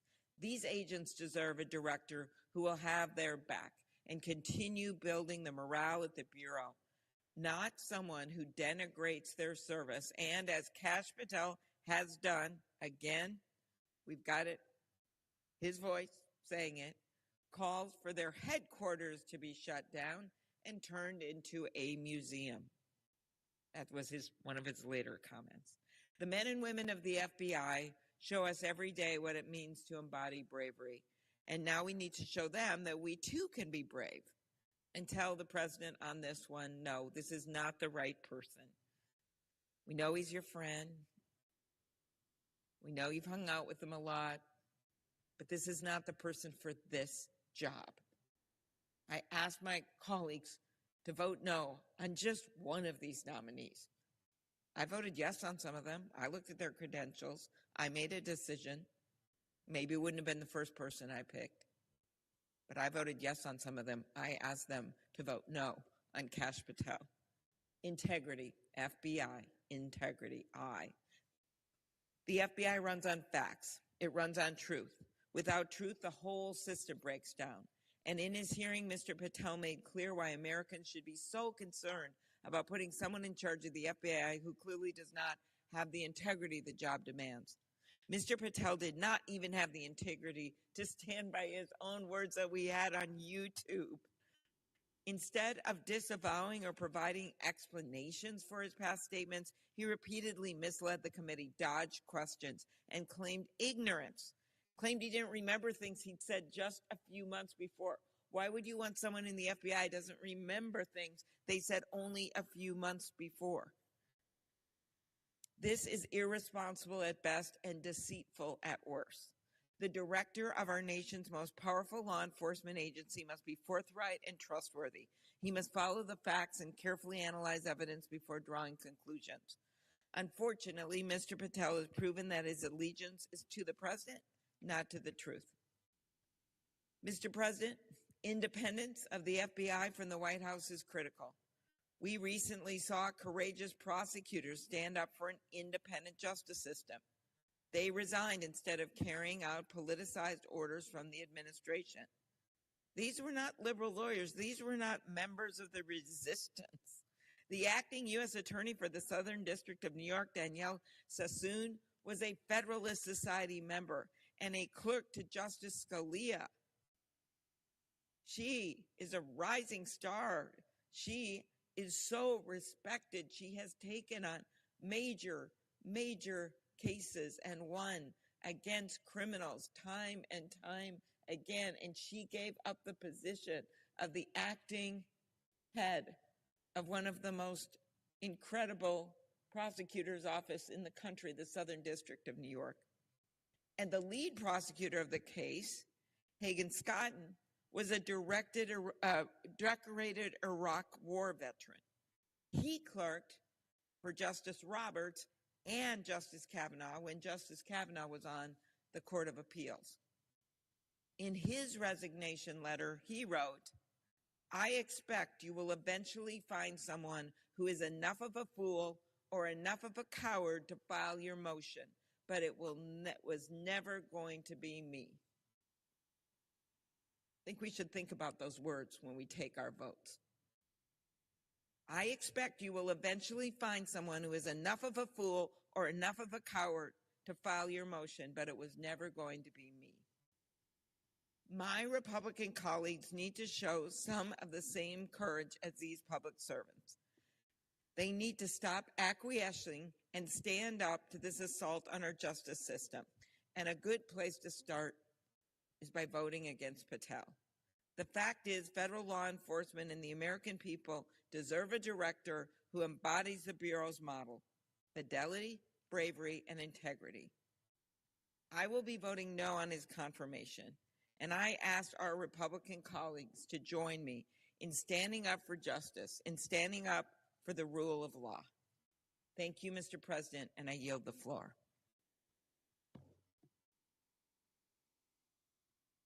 Mr. President. The senator from Hawaii is recognized.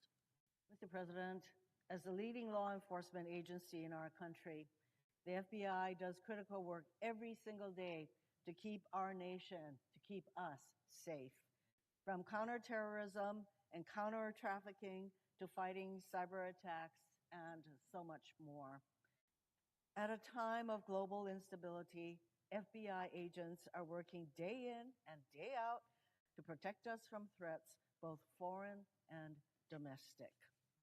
But today, the FBI and the Department of Justice face a crisis caused not by any outside threat, but rather by the men and women tasked with leading these agencies. Instead of focusing on potential attacks, hacks, or violent criminal enterprises, we have a DOJ and FBI that have been turned inward on themselves. In just the last month, dozens of senior career FBI and DOJ employees have been purged en masse by President Trump and his administration. Hundreds of thousands of the prosecutors and FBI special agents and analysts may be next. In fact, I shouldn't use the word may, will be next. Purging hardworking and dedicated civil servants does nothing to make us safe. In fact, it does just the opposite. Attorney General Bondi recently announced the creation of a, quote, weaponization working group, end quote, only continues this trend. Through this working group, she is doing what she told us she would not do in her confirmation hearings She is, quote, investigating the investigators with this working group. And I expect next to be prosecuting the prosecutors. I fear what a DOJ and FBI focused inward on themselves mean for the safety and security of our nation. Which brings me to Kash Patel, President Trump's nominee to lead the FBI. For many reasons, Mr. Patel is not the man to answer the many challenges of the moment. Mr. Patel spent his nomination hearings avoiding every hard question, not even the hard questions.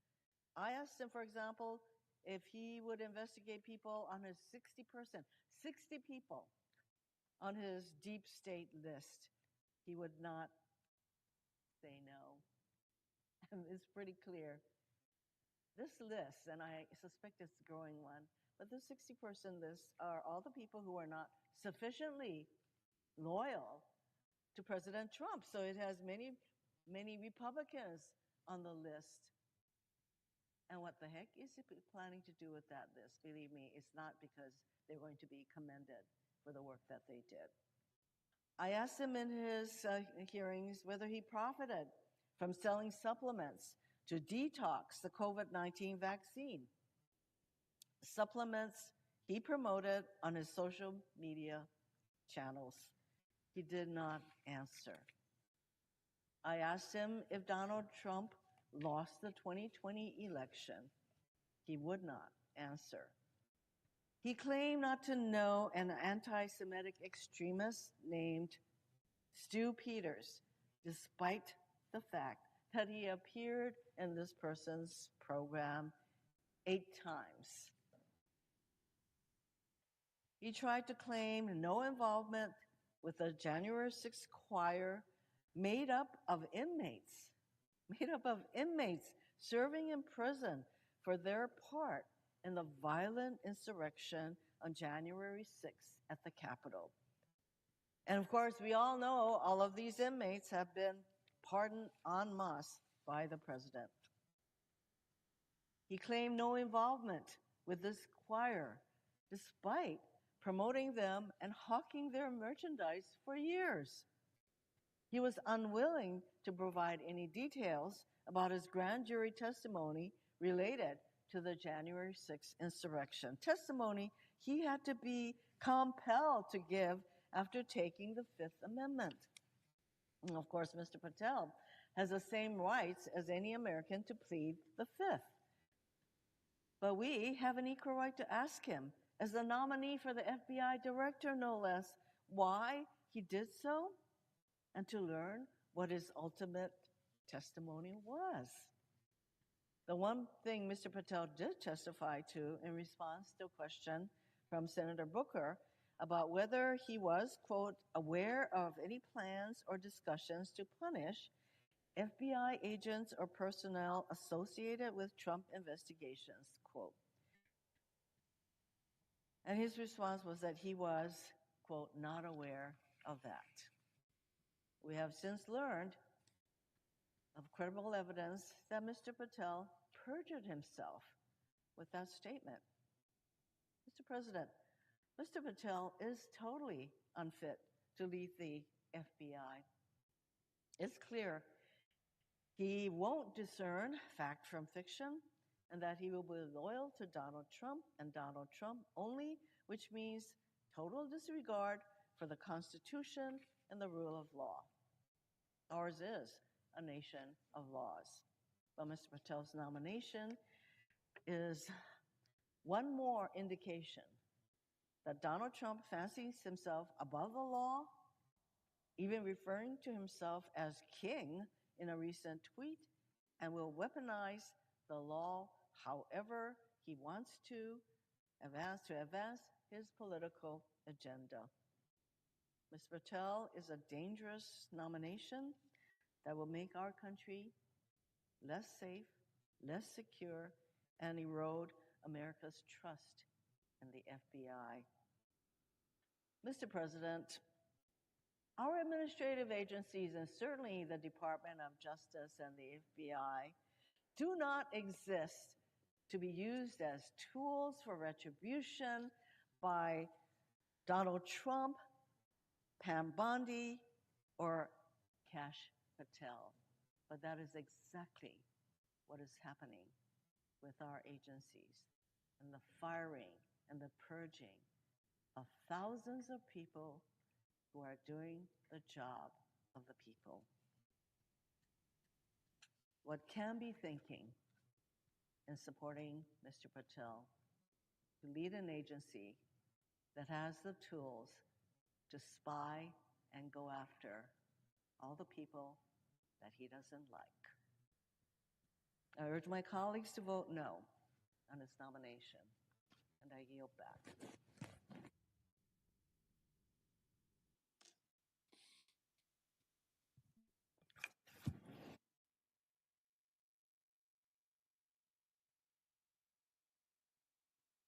Mr. President, Senator from California is recognized.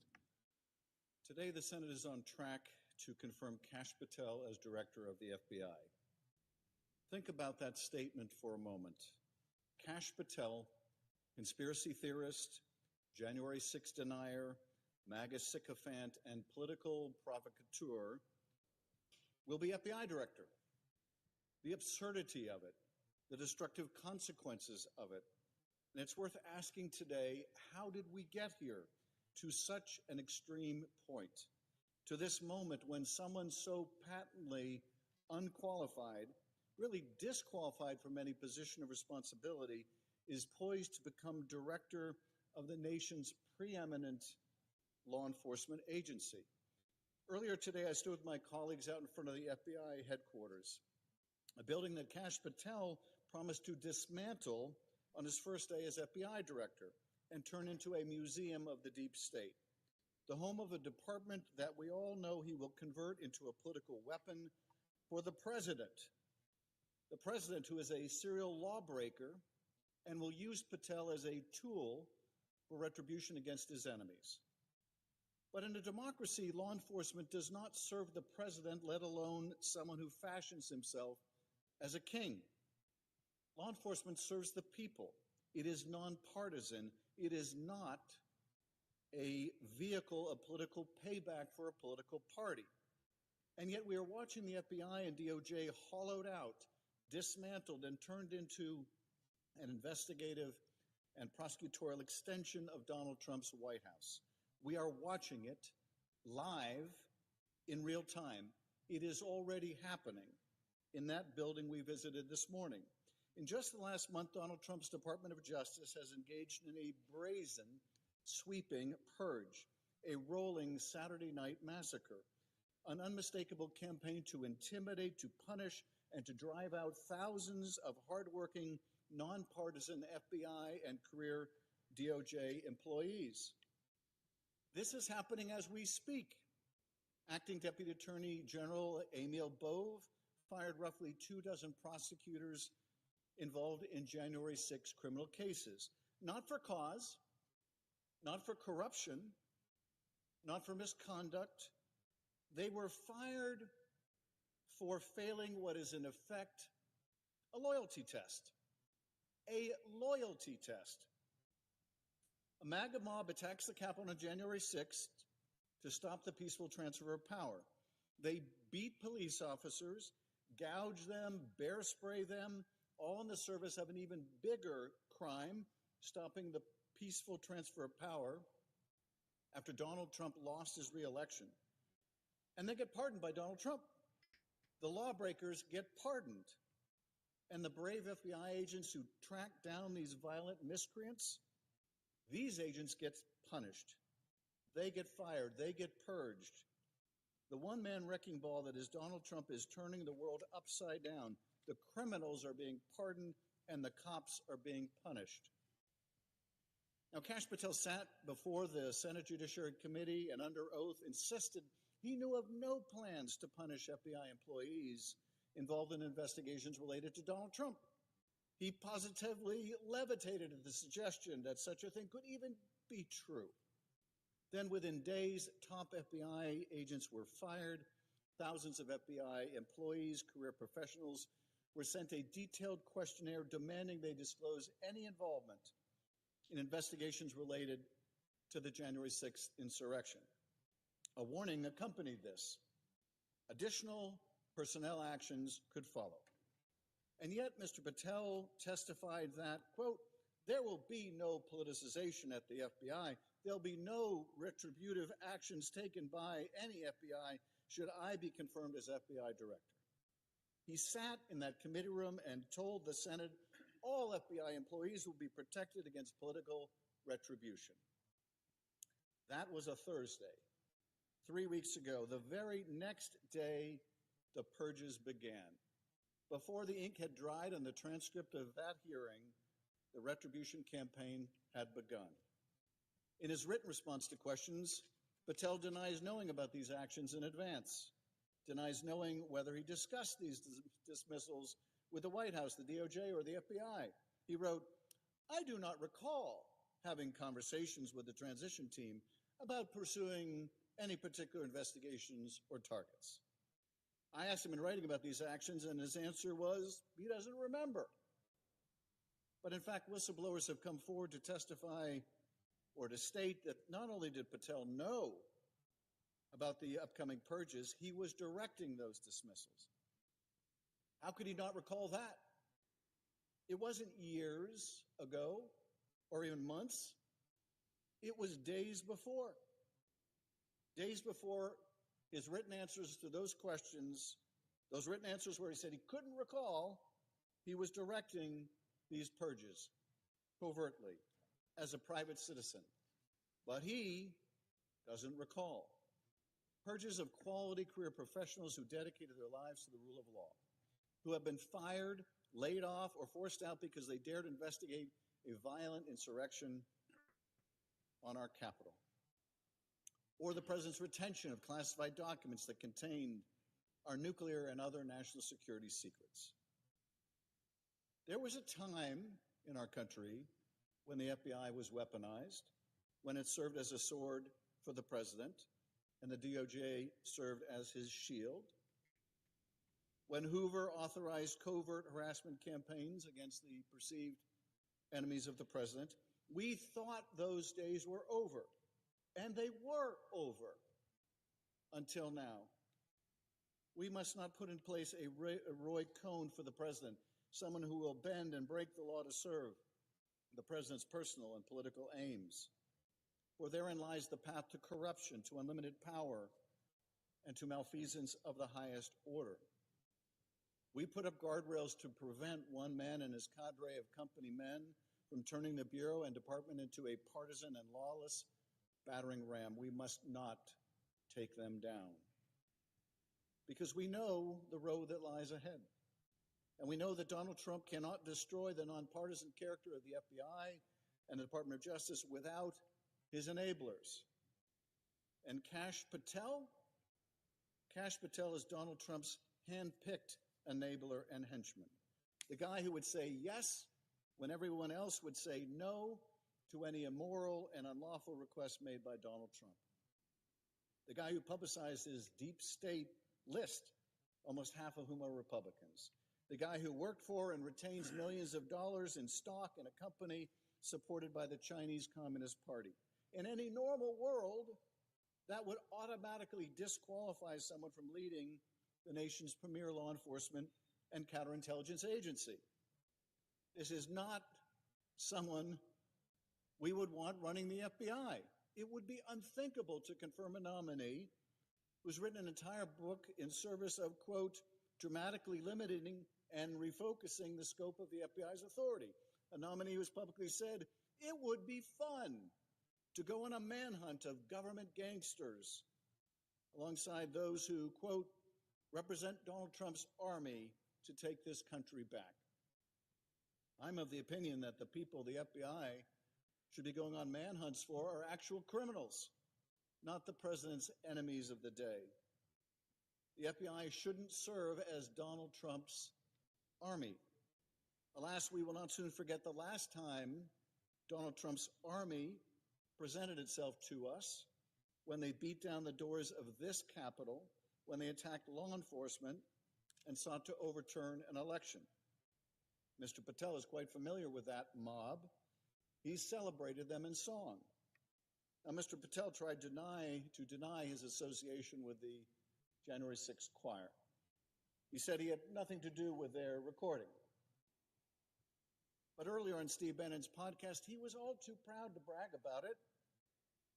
Quote, so what we thought would be cool is if we captured that audio and then, of course, had the greatest president, President Donald J. Trump, recite the Pledge of Allegiance, then we went to a studio and recorded it, mastered it, digitized it, and put it out as a song, now releasing exclusively on the War Room.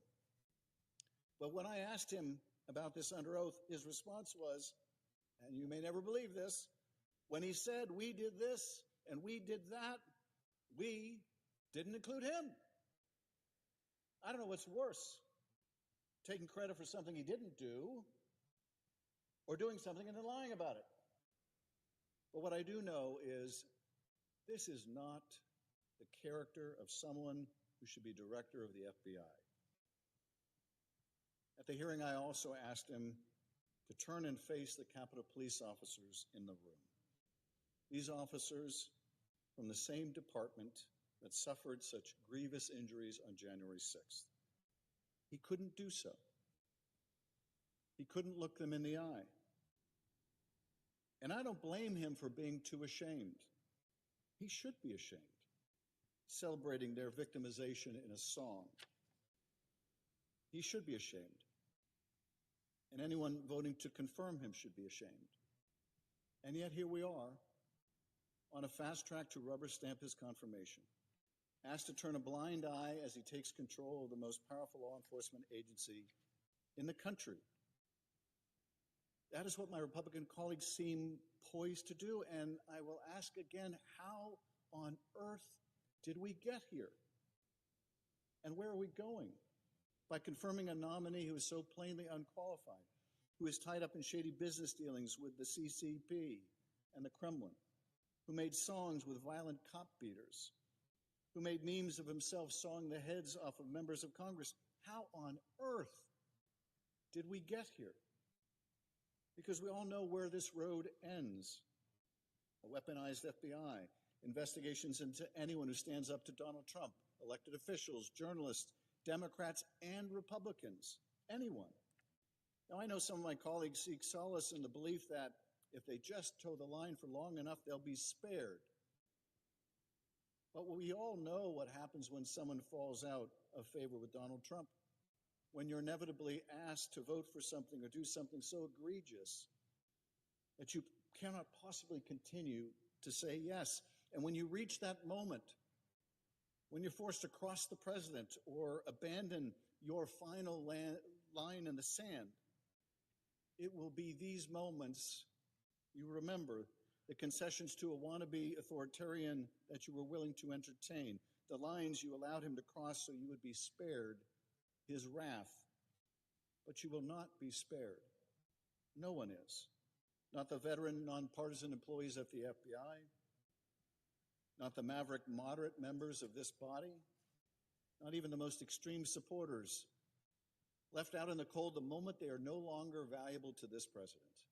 When, not if, when you fall out of favor with Donald Trump, Patel and others may be unleashed on you as well. My colleagues should remember there is more room under Donald Trump's bus than on it. Enabling his administration is a one-way street, and by continuing to go down it, you drive yourselves and the foundations of our democracy to the very precipice. My colleagues, we have a duty today, a duty to the Constitution and a duty to the American people. We have a duty to the 38,000 men and women of the FBI who put themselves and their lives on the line every single day. Those who work in the building where we stood this morning in the freezing cold and in communities and cities across the country, keeping us safe and secure. We must take that duty seriously, because if we confirm Kash Patel, knowing what we are getting, knowing where we are going, we will only have ourselves to blame. Mr. President, I yield back.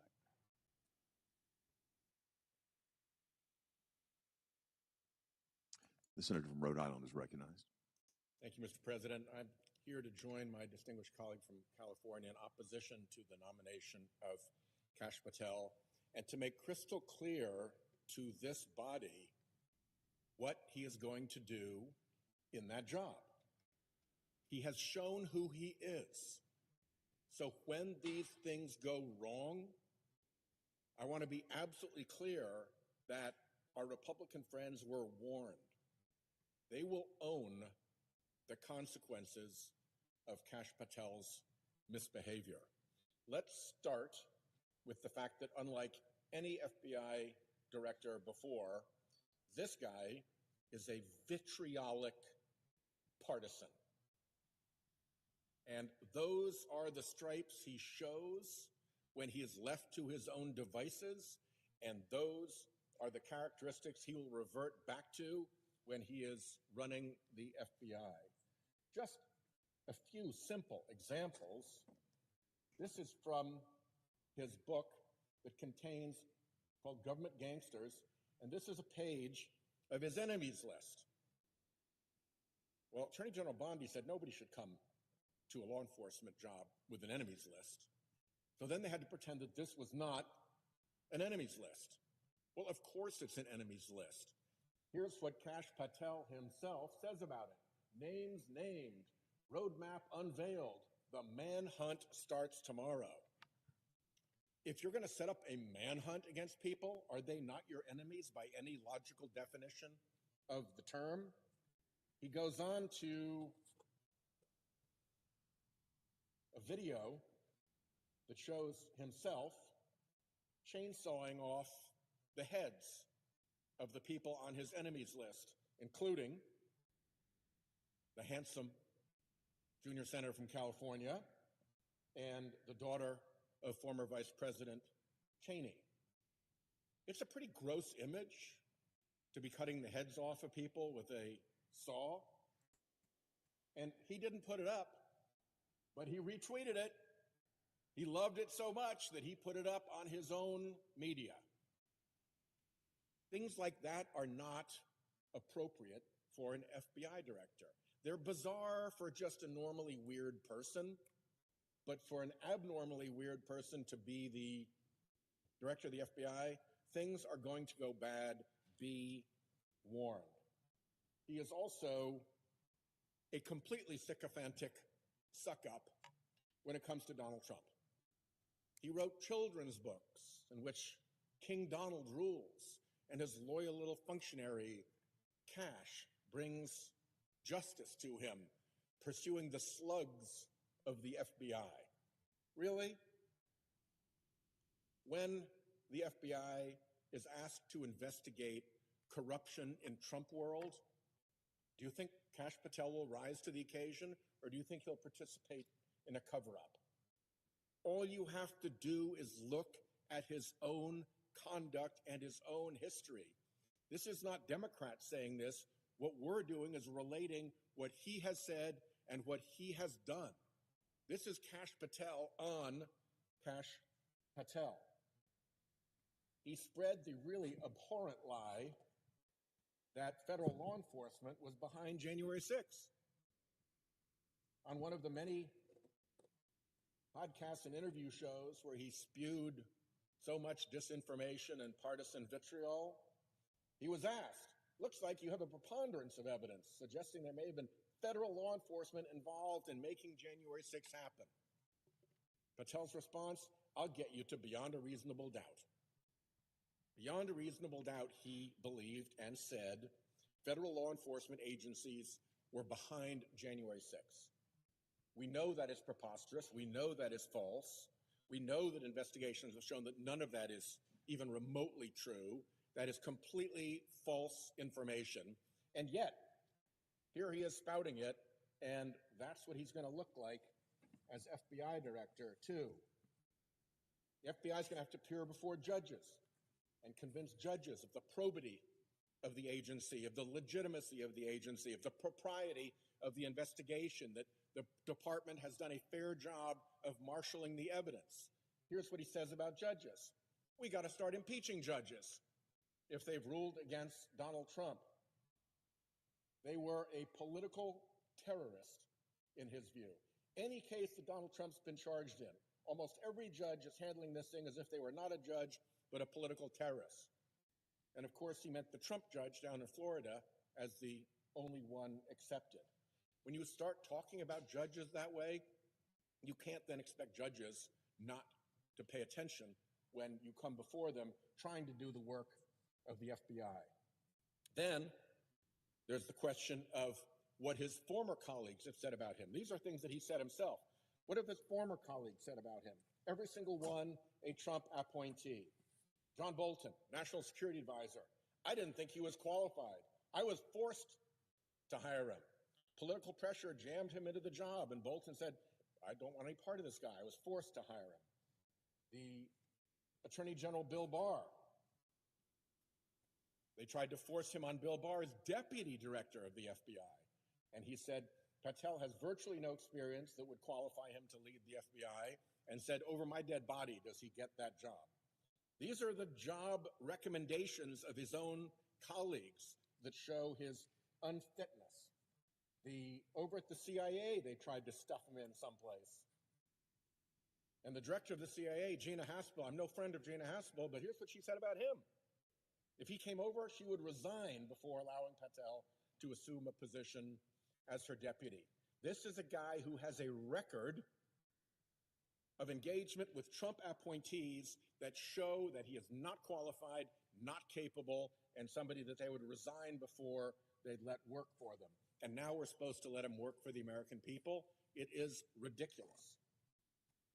He testified once in state court on a Trump-related case, and his testimony was, to put it mildly, not convincing.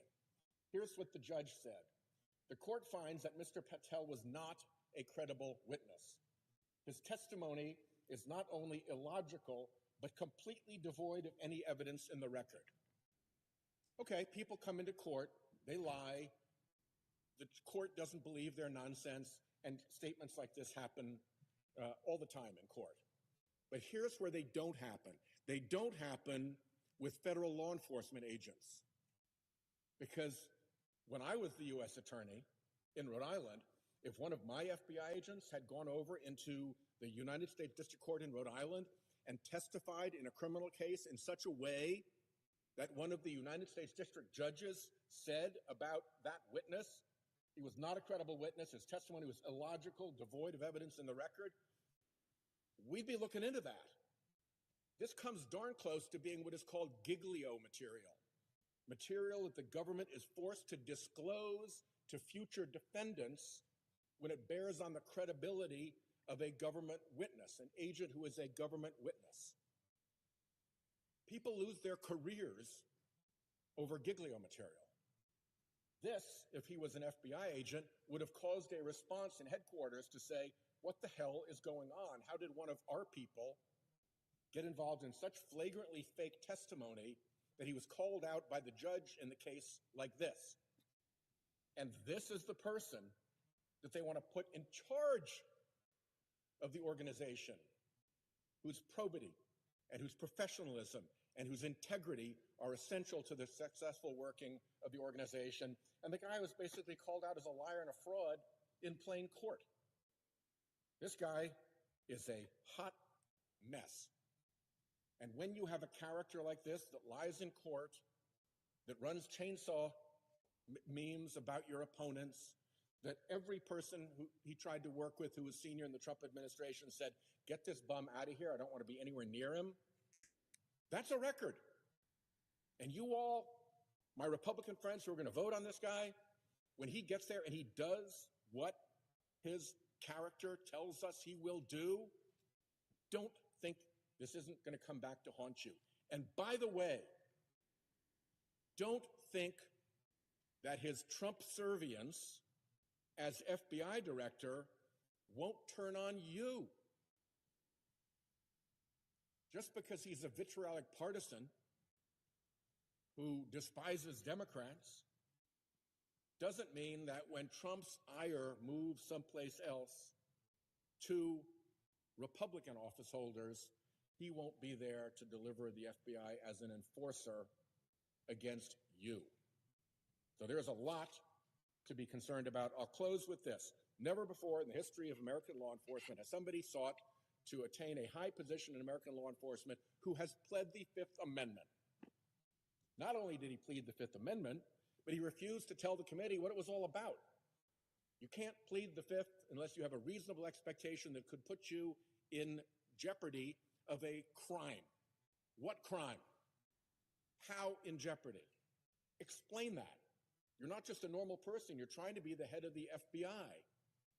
In a civil case, pleading the Fifth entitles the judge to instruct the jury to draw an adverse interest about your testimony, that the jury can find against you because you took the Fifth.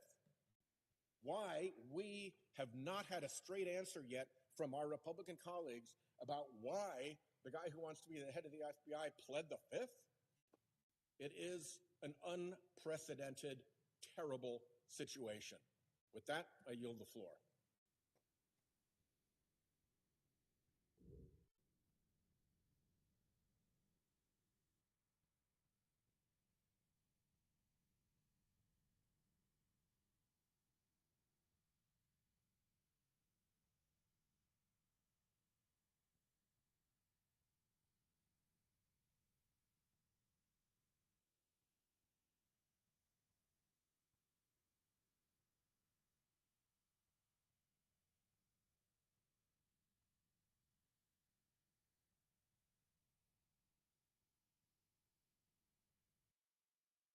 Mr. President. Senator from Connecticut is recognized. Thank you, Mr. President.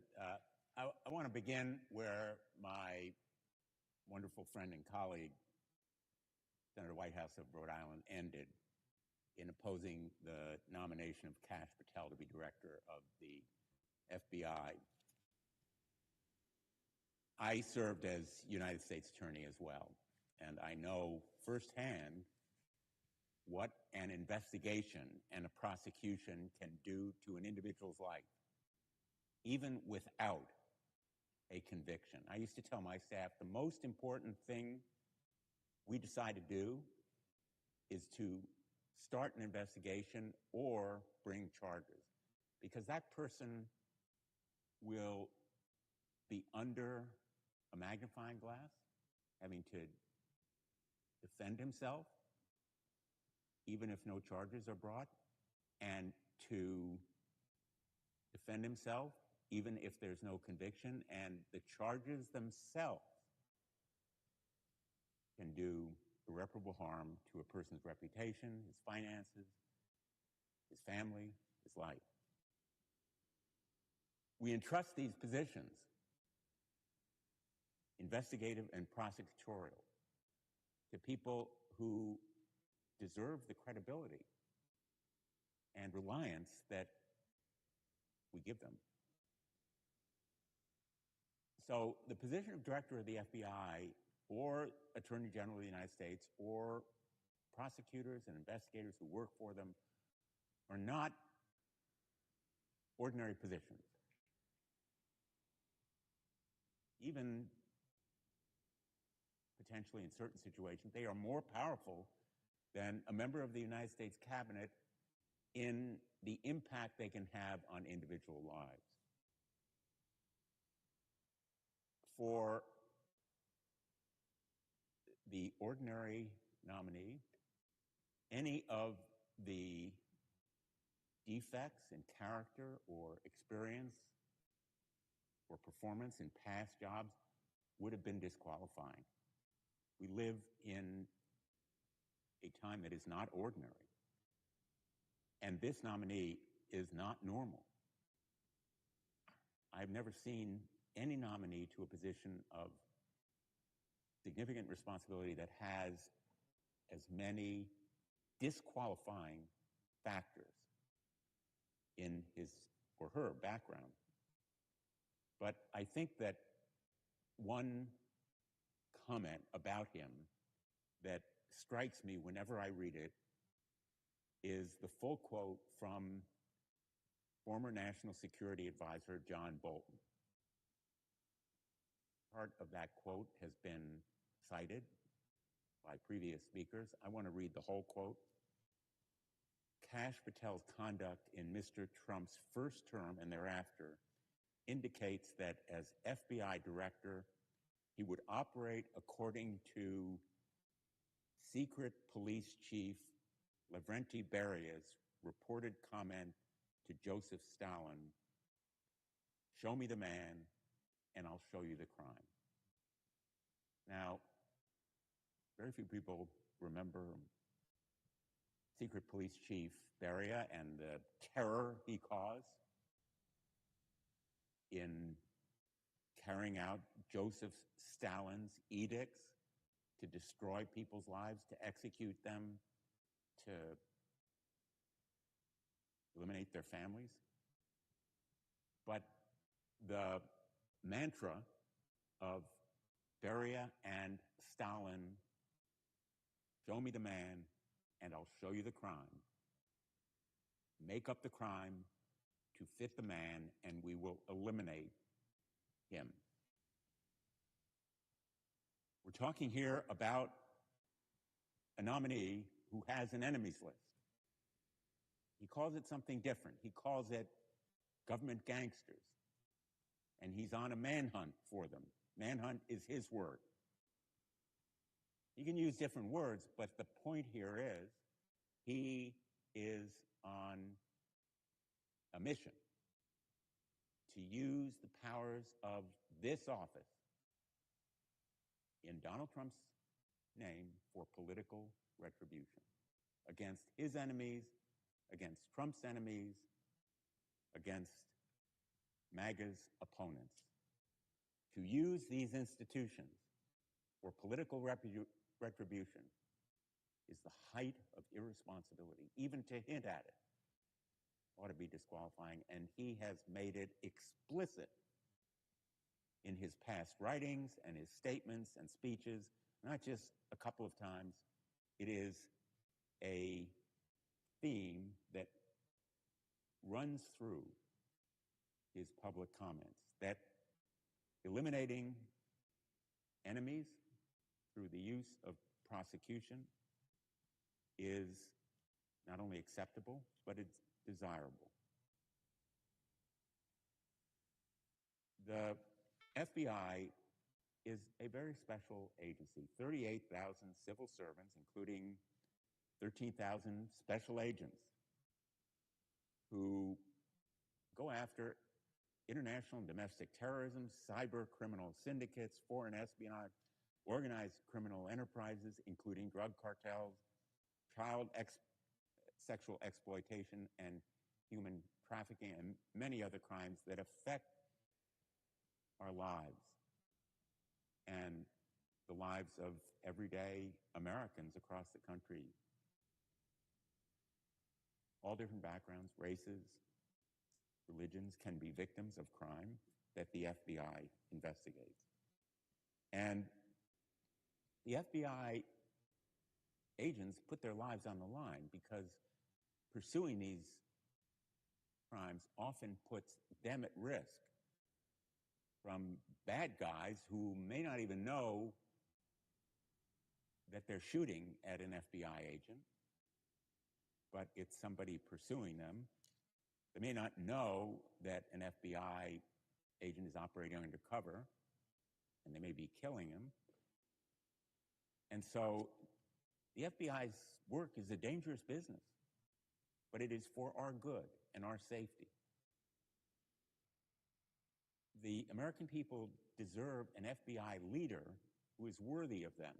The American people deserve a director of the FBI who will keep them safe and who will make that safety a priority. But in recent weeks, the Trump administration has systematically weaponized and politicized both the FBI and the Department of Justice. On her very first day of office, Attorney General Bondi created a, quote, weaponization working group. Let me repeat that. Weaponization working group.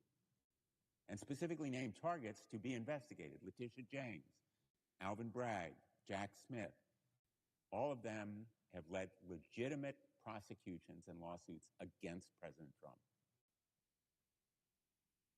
There have been reports that prosecutors and FBI agents have been reassigned from drug trafficking to do immigration enforcement, from terrorism task forces to immigration enforcement. And the administration has issued allegedly unethical or illegal orders, causing many top prosecutors to bravely resign rather than betray their oaths of office. We're talking about men and women who love their jobs in the Department of Justice and do them well. And they have sacrificed those jobs because they were ordered to take action that was unethical or illegal in their view. We need now more than ever an FBI director who is trustworthy and devoted to the ideals and values of the Department of Justice and the Constitution above all. Anyone taking one of those jobs raises their right hand and swears an oath to the Constitution, not to the President, not to the Attorney General, not to any other official. It is to the Constitution. Kash Patel is not that person, not the person to have that immense responsibility, most especially at this moment. He lacks the judgment, he lacks the integrity, he lacks the character and competence to be FBI director. Kash Patel's contempt for those agents who put their lives on the line has been clear. He's called them, the FBI, one of the most cunning and powerful arms of the deep state. And there are now highly credible whistleblower reports that he may have directed the purging of senior leaders at the FBI, as well as potentially a mass firing of career FBI officials. Those FBI officials who served professionally with distinction, put their lives on the line, purged as a result of Kash Patel involving himself, in fact, in those decisions, even as under oath, in response to my question, he said, quote, all FBI employees will be protected against political retribution. All FBI employees will be protected against political retribution. Well, we stood in front of the FBI headquarters this morning. In that very building, there are individuals who will be fired because they took assignments. They didn't choose, they were assigned to criminal investigations that happened to involve Donald Trump. Political retribution at its very height. And if he directed the purging of those FBI agents, contrary to the assurances he made to our committee at his nomination committee, Kash Patel was certainly less than truthful with us. I have not been without criticism of the FBI. None of us have been. No agency is perfect. But I am also betting that members of the FBI would say there's room for improvement in this agency. Kash Patel would slash and trash the FBI, not improve it. He would engage in political retribution, not constructive reform. He would weaponize the FBI with that enemies list. He may not say it's an enemies list. He may call them government gangsters. But that manhunt would involve political retribution. And he has conspiracy theories. He's trafficked in them. He said he agrees with a lot of what QAnon says. He engages in election denialism, refusing to say that President Biden won the 2020 election. He's even suggested that the FBI planned the January 6th attack on the Capitol. And he has glorified those rioters by calling them political prisoners and, in fact, aiding them in their defense, even the rioters who attacked and assaulted police officers and did them grave injury and in some instances contributed to their deaths. He has joined them in song, producing the J6 choir's recording. And he has refused to be honest when it really matters, pleading the Fifth Amendment in the case about Donald Trump's handling of classified documents, and then denying us, or at least refusing to cooperate in providing us with access to the testimony that he offered. The litany of questionable comments, actions by this nominee shows he lacks the character and competence for this job. I've talked about roughly half a dozen various different facts in his background, statements, comments, actions that would be individually disqualifying. Altogether, they paint a picture of someone who has no proper role anywhere near a law enforcement agency, let alone director of the FBI. I'm appalled that my Republican colleagues voted for him in committee unanimously on their side. I'm appalled that so few may vote against him on the floor today. But I am absolutely sure of this one thing. This vote will haunt anyone who votes for him. They will rue the day they did it. To my Republican colleagues, think about it. Think about what you will tell your constituents, more important, your family, maybe your grandchildren, about why you picked and voted for this person who will so completely and utterly disgrace this office and do such grave damage to our nation's justice system. Mr. President, I yield the floor.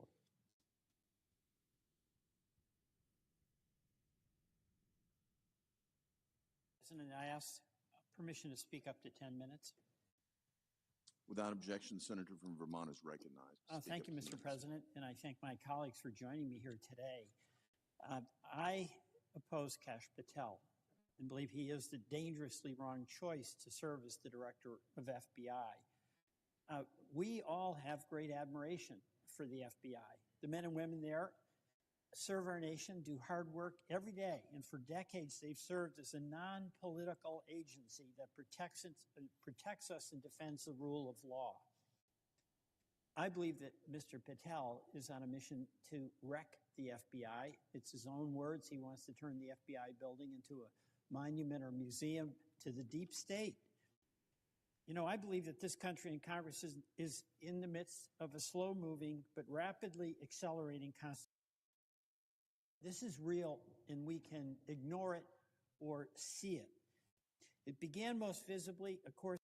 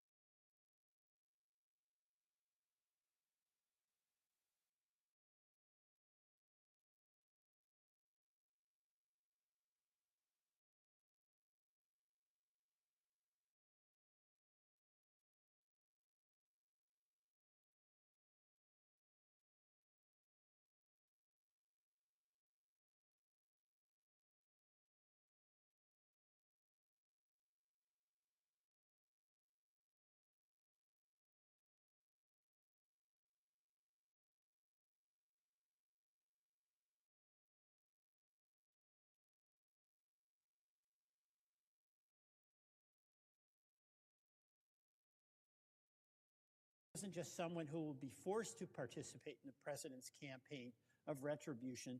He's an active participant. He's got his enemies list. We know this because his own words said what was the FBI doing planning January 6th for a year? No basis for that other than to set up the attack on the good men and women of the FBI. Mr. Patel is the one who created a list of deep state individuals. This is like Russia kind of stuff, half of whom are Republicans in the so-called deep state. And he called it nothing more than a cabal of government gangsters and allies. This is the department he's going to be leading, really. And he's the one who said, thank you to President Trump for helping put so many government gangsters in their place. Mr. President, Mr. Patel is not the person to lead the FBI. And my hope is that all of us should consider what Mr. Patel will do. He's going to use the power of the FBI to go after all those in government, those in the media, and those across the country he doesn't agree with. He cannot serve as the next director of the FBI. I yield back. All post-cloture time has expired. The question occurs on the nomination. There a sufficient second? There appears to be a sufficient second. The clerk will call the roll. Ms. Alsobrooks, Ms. Baldwin, Mr. Banks, Mr. Barrasso.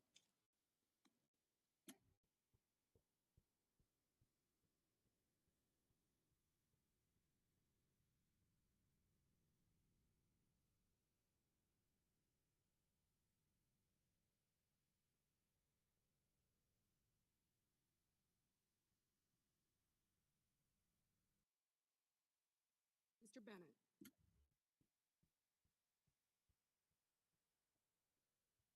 Mrs. Blackburn. Mr. Blumenthal. Ms. Blunt Rochester. Mr. Booker.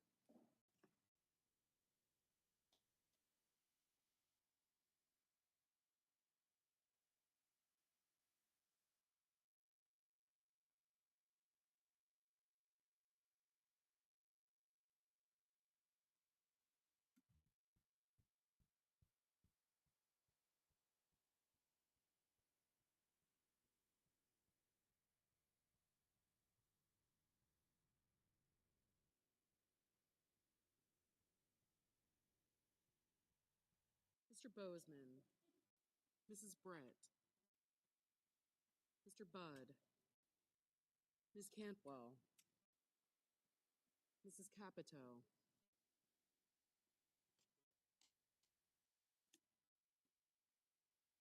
Mr. Castee, Ms. Collins, Mr. Coons, Mr. Cornyn, Ms. Cortez Masto, Mr. Cotton, Mr. Kramer, Mr. Crapo, Mr. Cruz, Mr. Curtis, Mr. Daines, Ms. Duckworth,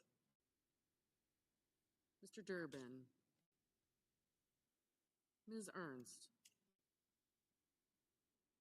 Mr. Fetterman, Mrs. Fisher, Mr. Gallego, Mrs. Gillibrand, Mr. Graham, Mr. Grassley, Mr. Haggerty, Ms. Hassan, Mr. Hawley, Mr. Heinrich, Mr. Hickenlooper, Ms. Hirono,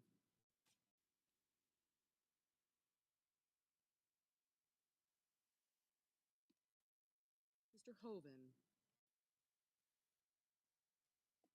Mr. Husted, Mrs. Hyde-Smith, Mr. Johnson, Mr. Justice, Mr. Kane,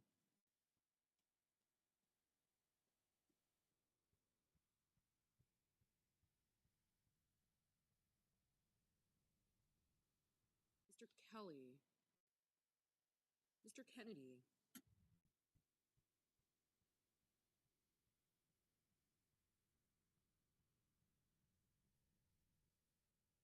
Mr. Kim, Mr. King, Ms. Klobuchar, Mr. Langford, Mr. Lee, Mr. Lujan,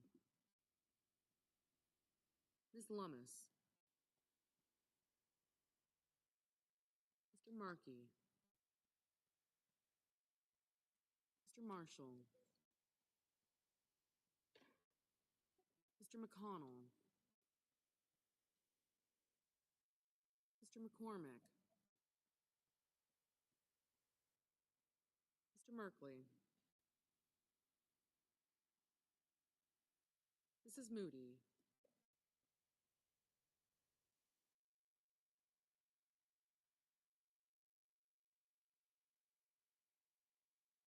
Mr. Moran, Mr. Moreno, Aye. Mr. Mullen, Ms. Murkowski, Mr. Murphy, Mrs. Murray,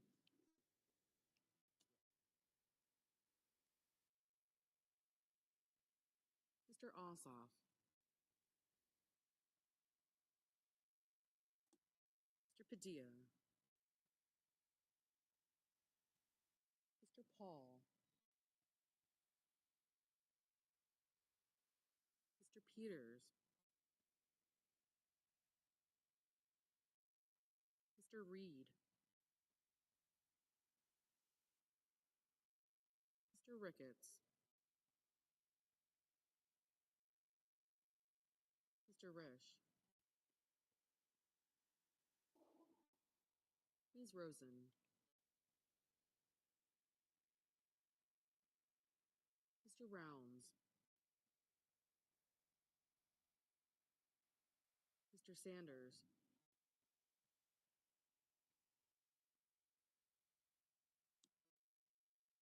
Mr. Schatz, Mr. Schiff, Mr. Schmidt, Mr. Schumer,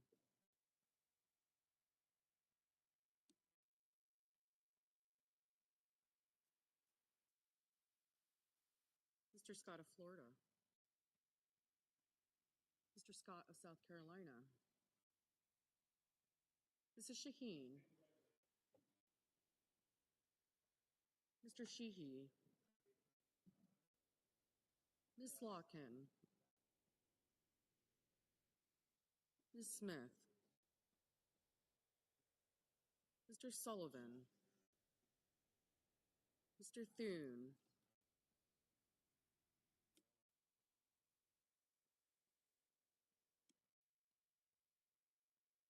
Mr. Tillis,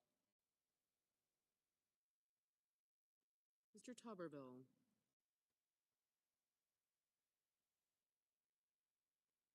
Mr. Van Hollen,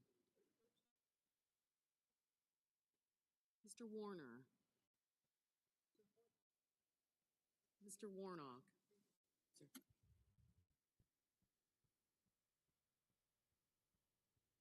Ms. Warren, Mr. Welch, Mr. Whitehouse, Mr. Wicker, Mr. Wyden, Mr. Young.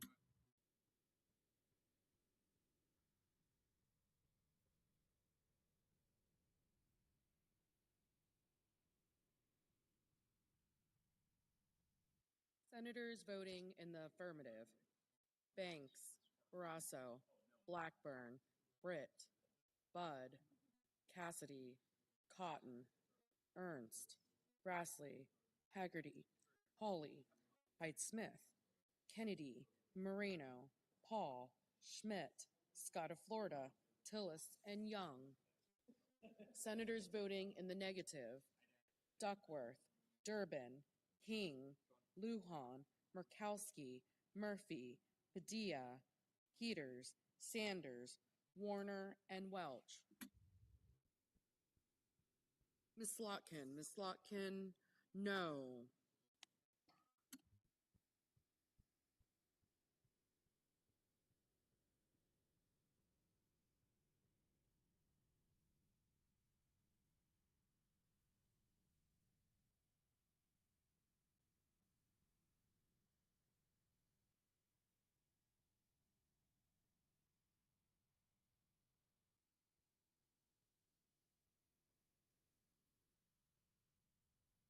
Mr. Sheehy, aye.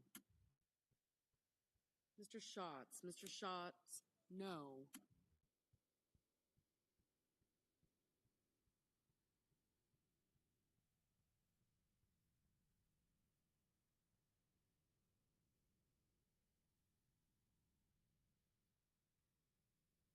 Mrs.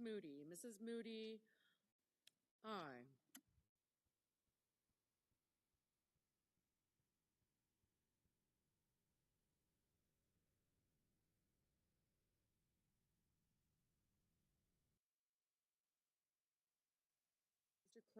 Mr. Crapo, aye.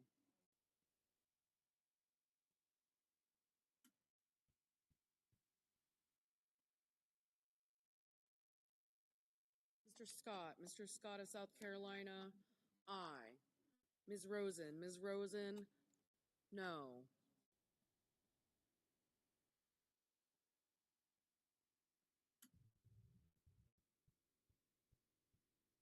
Mr. Tuberville, aye. Mr. Husted, aye. Mr. Johnson, aye.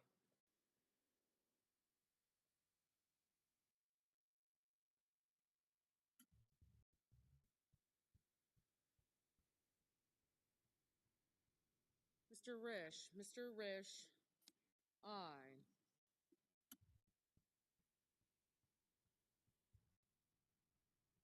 Mr. Kelly, no.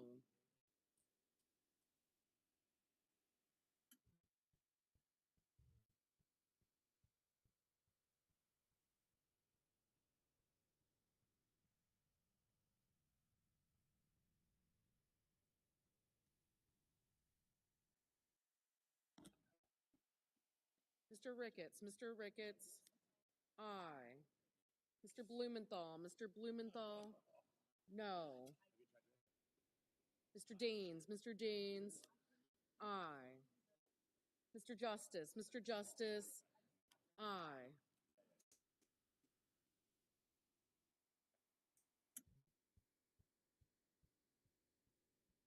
Ms. Cantwell, no. Mr. Graham, aye. Ms. Collins, no. Mr. Marshall, aye. Ms. Lummis, aye. Mr. McCormick, aye.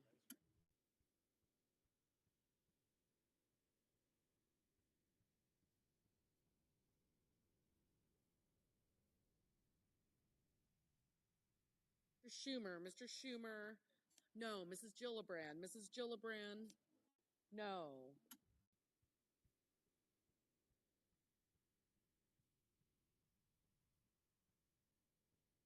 Mr. Sullivan, aye.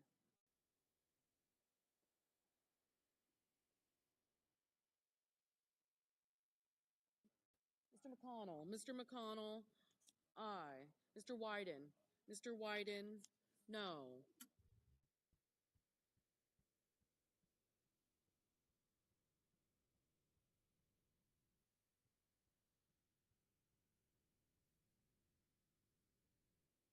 Ms. Alsobrooks, no. Mr. Kramer, aye. Ms. Blunt Rochester, no.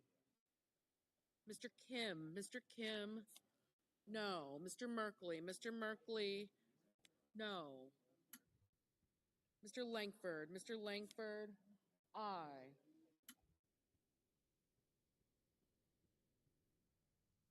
Mr. Kane, no.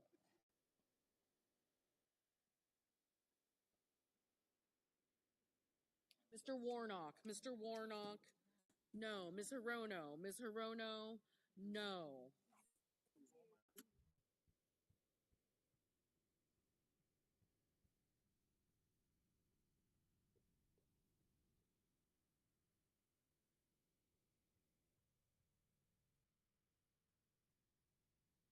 Mr. Booker, no.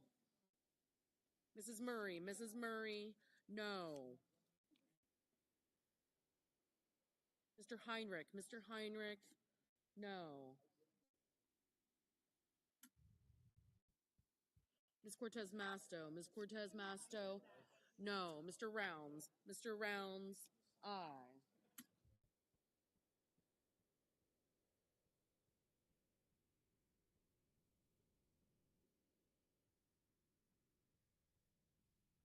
Mr. Moran, aye.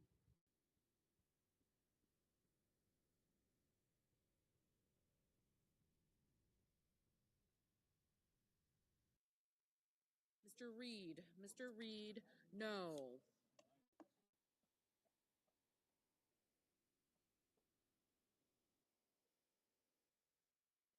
Mr. Thune, aye.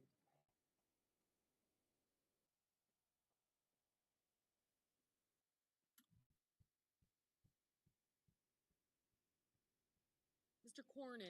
Cornyn, aye.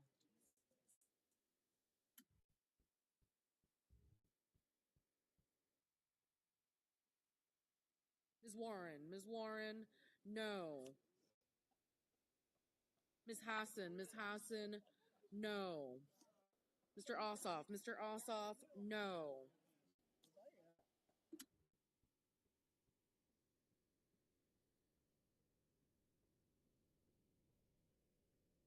Mr. Fetterman, no.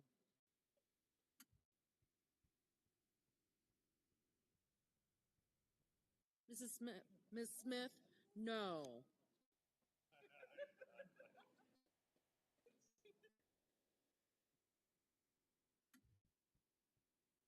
Mr. Van Hollen, no. Mr. Markey, no.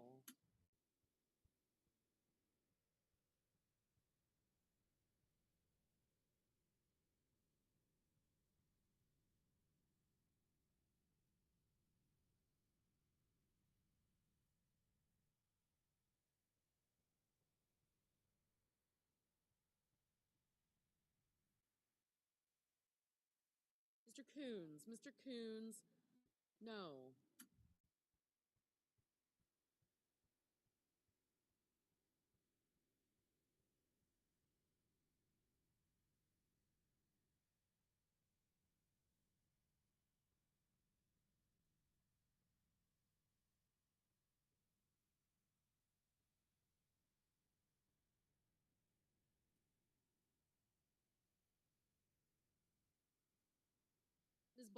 Ms. Baldwin, no.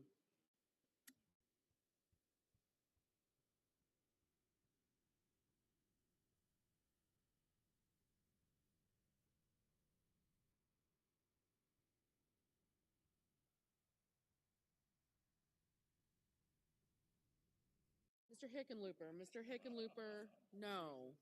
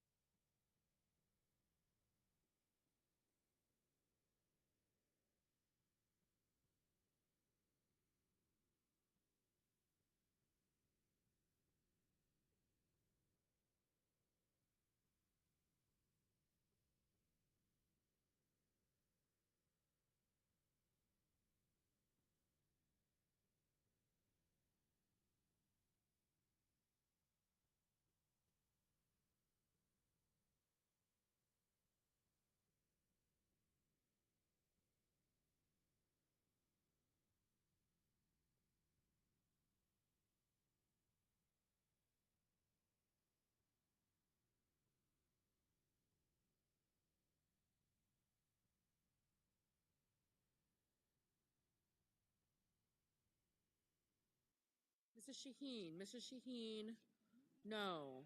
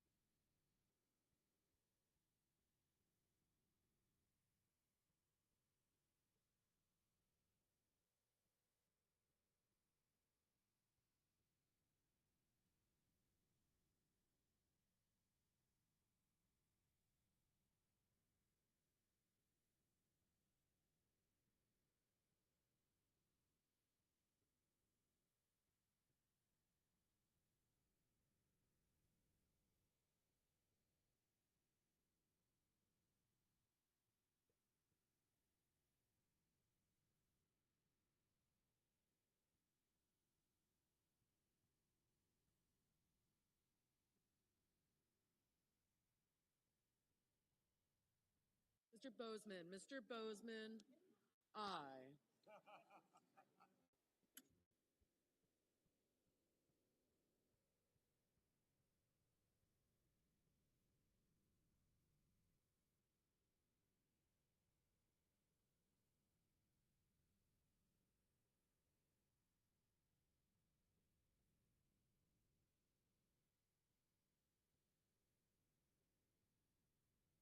Ms. Klobuchar. Ms. Klobuchar, no. Mr. Hoven. Mr. Hoven, aye.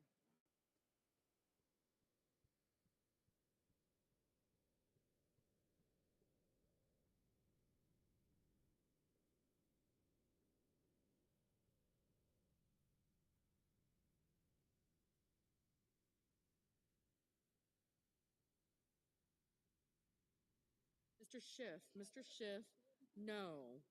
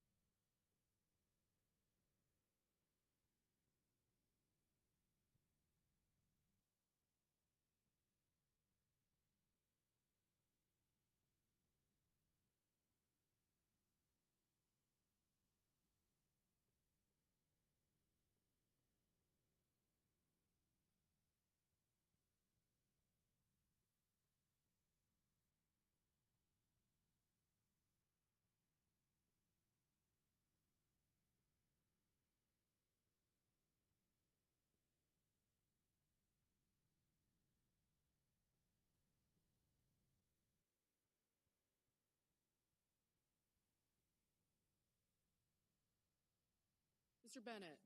Mr. Bennett, no. Mrs. Capito. Mrs. Capito, aye. Mr. Wicker. Mr. Wicker, aye.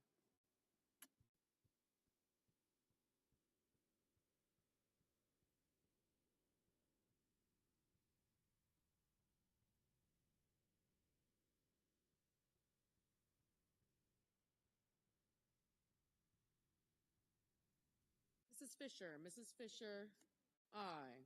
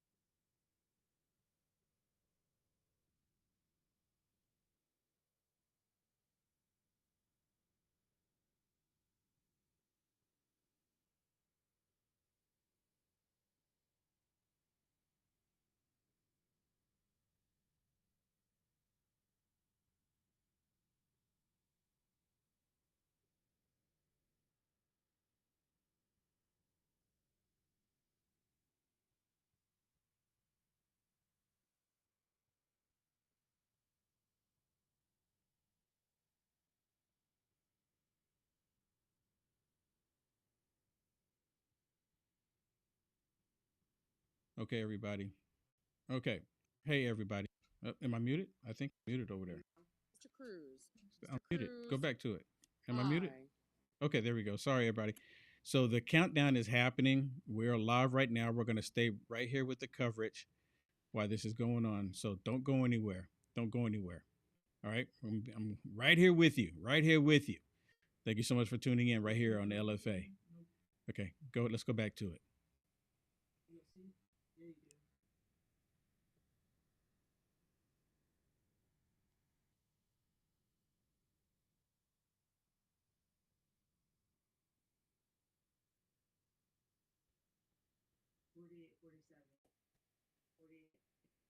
So we got 48.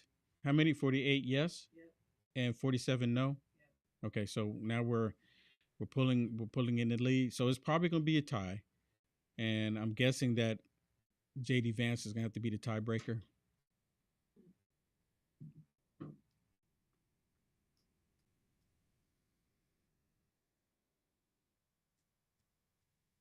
Ah, look at that. Now we got the numbers on the screen for everybody. That's cool. I like it. Because everyone, yeah, because I'm wondering the same thing. Everybody's, wondering what's the numbers. I'm wondering the same thing too. So, yeah. Yep, there we go. Very good. Very good.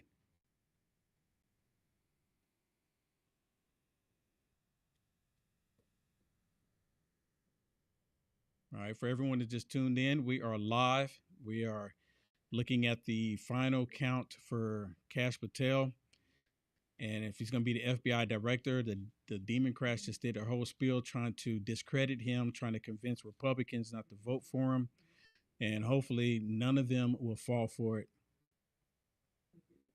Did Ms. McConnell vote again already?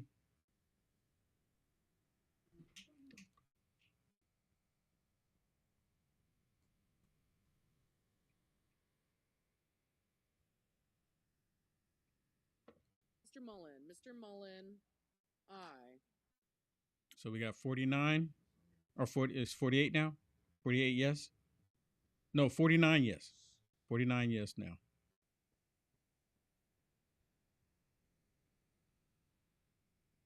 Mr. Lee. Mr. Lee. Aye.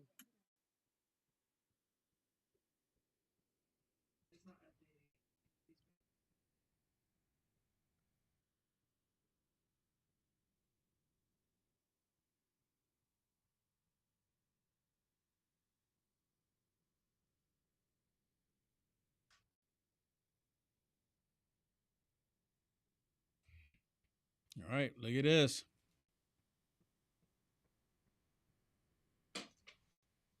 Mr. Gallego. Mr. Gallego. No.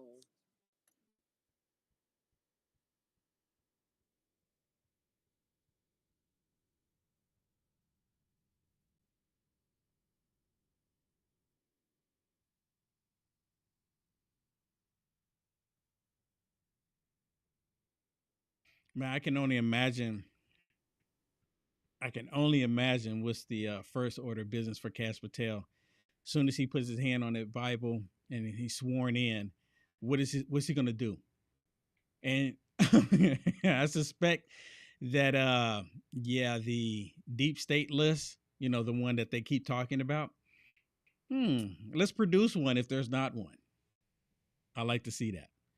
So far we're sitting at 50 yes. Okay. Yep. We only need one more, everybody. We only need one more. So we're listening in. Listening in.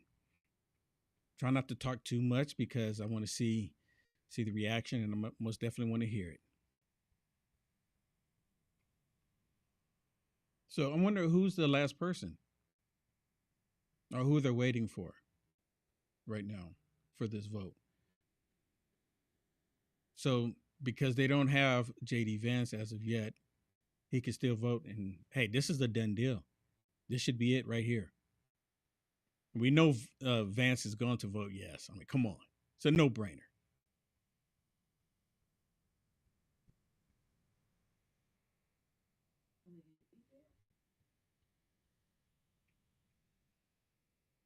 Mr. Curtis. Mr. Curtis. Aye. Mr. Curtis says aye. That makes 51. Mr. Curtis says aye.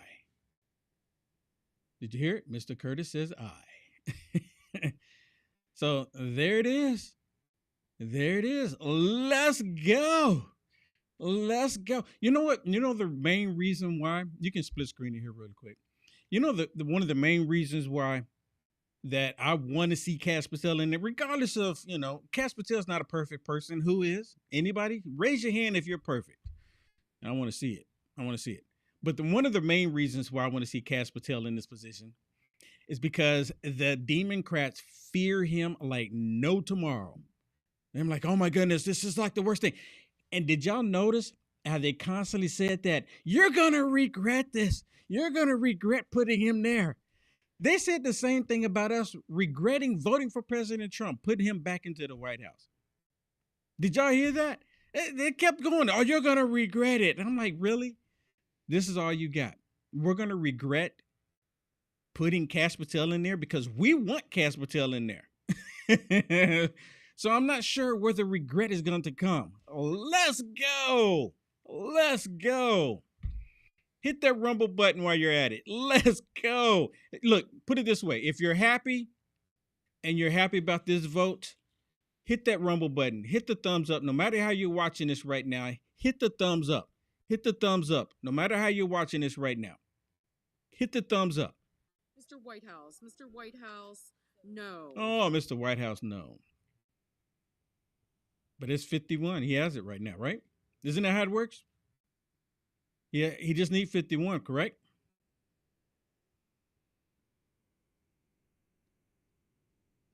So it's 51-49. The yeas are 51. The nays are 49. The confirmation is confirmed. There it is. That's all we need to hear. To reconsider is considered. I'm going to be quiet. Go to laid it. upon the table, and the president will be immediately notified of the Senate's actions.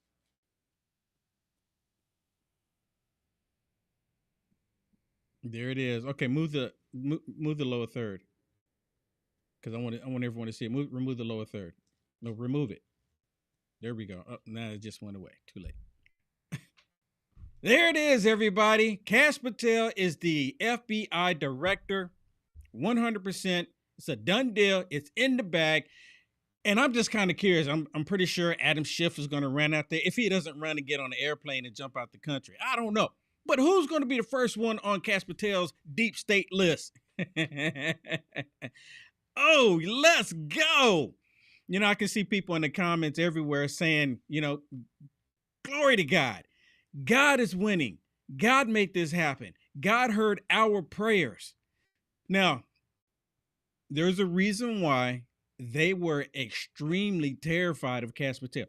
Now, I don't recall that, you know, when President Trump went into office in 2016, and I was kind of getting, you know, looking into politics. I really wasn't, you know, all into politics. Senator from South Carolina. Then, thank you very but much to my colleagues. I don't remember We'll Christopher Wray. Okay, let's go to this. Let's hear what they have to say. If you've never been in one, it's okay.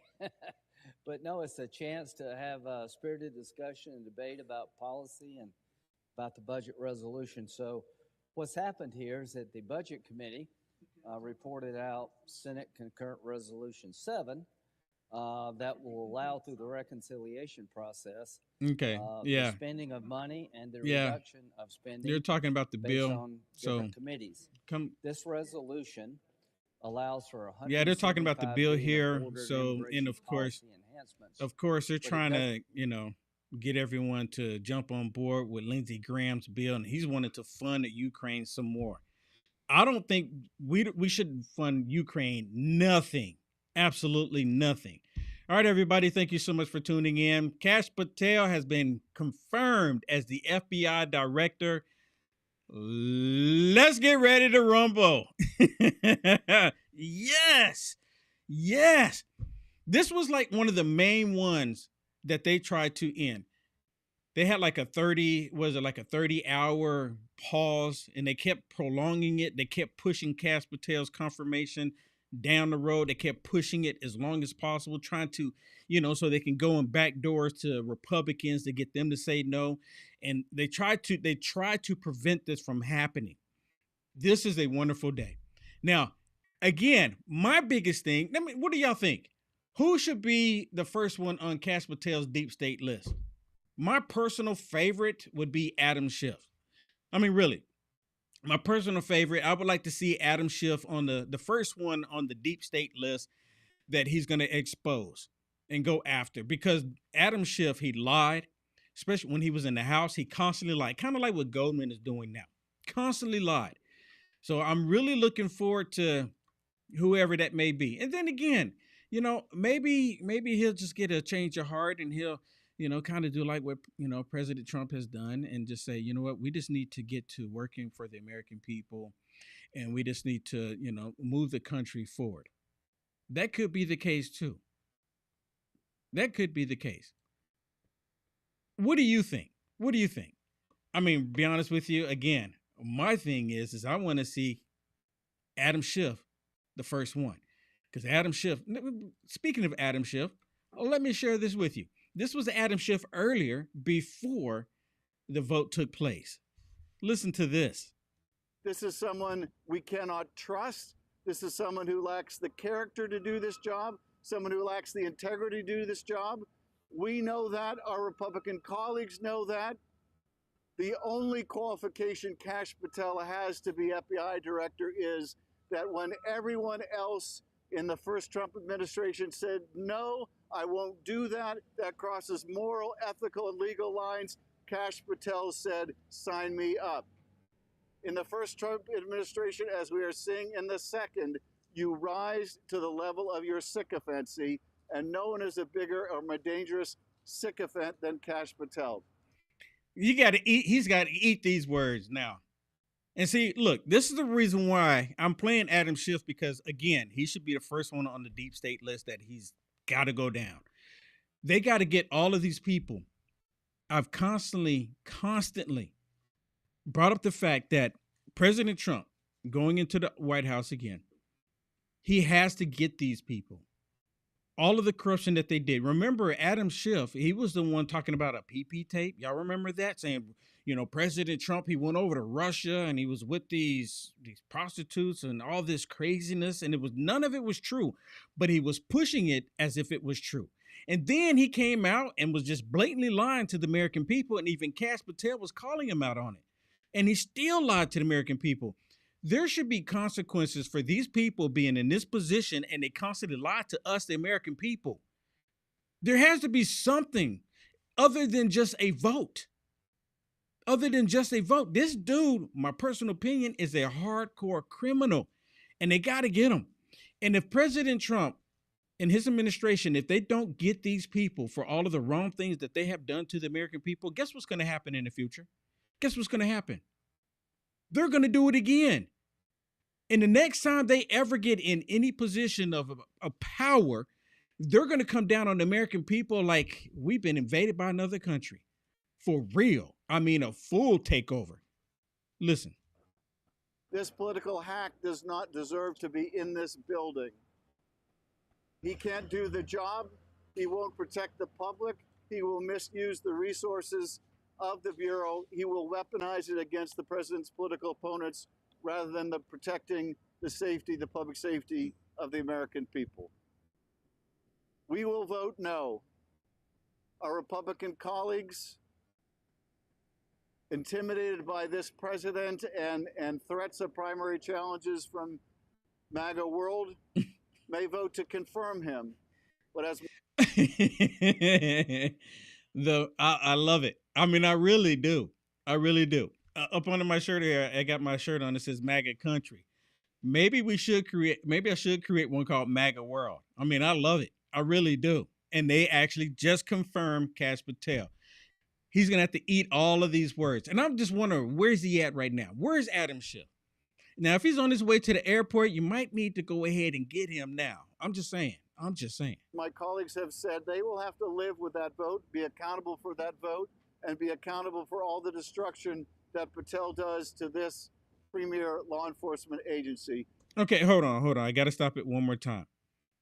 Just like I was talking about a minute ago, they're saying that we're going to regret voting for him. Like the Republicans going to regret voting for Kash Patel. The same thing that they were saying about us voting for President Trump. You're going to regret it. You're going to regret it. No, I have not regretted it. I don't regret it. I love what President Trump is doing. I want more of what President Trump is doing. And I can't wait to see what I hope Kash Patel fulfills every nightmare that they have. I really do. And I'm not saying that because, to be mean or anything. He needs to fulfill every nightmare that these Democrats have, because that means he is doing the right thing for this country. The right thing. Us Democratic members of this Judiciary Committee, stand shoulder to shoulder with the professionals in the FBI, with law enforcement everywhere, and we wish our colleagues would do the same. They wish the Republicans would go ahead and allow the corruption to continue. Do not confirm him. Keep him out. But he's in. He's in. They knew that he was going to get confirmed. They knew it. But they tried. They tried. And look, like I was mentioning earlier, the last FBI director, Christopher Wray, I didn't watch it. I didn't watch the hearings the first time President Trump went into office. And they were saying, well, President Trump selected Christopher Wray. And apparently they liked Christopher Wray at that time because they confirmed him, the Democrats, because Christopher Wray was a total snake. He was on their side. Now we actually have someone who's going to actually do right by the American people in the FBI. And it wouldn't hurt my feelings to see Kash Patel turn the FBI building into a deep state museum. Would not hurt my feelings. Not at all. Is there anybody watching right now to be like, oh my goodness, you can't do that. He shouldn't do that. That's just terrible. Look at what they've done to the American people. They spied on parents. They were threatening parents. They put parents on the domestic terrorist watch list because they were going to a school board meeting about the nonsense, the crap that they were teaching to our children. Parents. They did this. I've actually talked to FBI agents that they've actually pushed out of the FBI because the FBI agents were removed from going after these people that were sex trafficking children to target parents at school board meetings. Really? Really? And then on top of that, the FBI was arresting people for protesting, not being violent in front of abortion clinics. They were going after people who was following the Constitution. So yes, I'm 100% all down with it. I don't know if he'll do it. I don't care if he does it. I don't care if he doesn't do it. But I like the idea of him turning the FBI headquarters into a deep state museum. I really do. I really do. Here's another tyrant that was on the floor that has to eat his words because Kash Patel is in there. If you vote for Kash Patel more than any other confirmation vote you make, you will come to regret this one to your grave.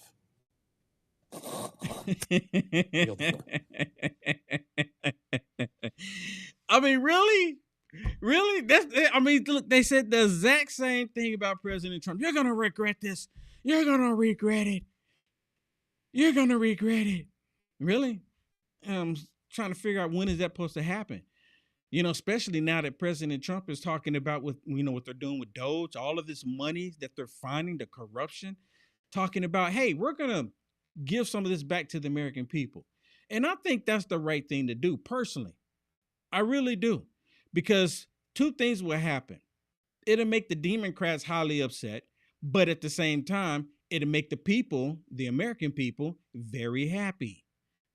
Now, I don't know exactly what the price is going to be or how much, if we do get one, if it's between $5,000 or $8,000. I don't know.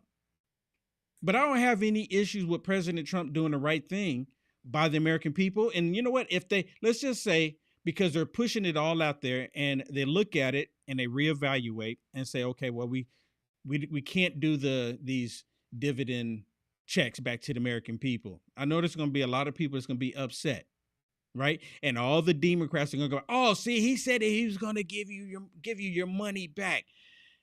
And he didn't. And see, then these Democrats will kick and scream tomorrow, oh my goodness, he didn't give us our money.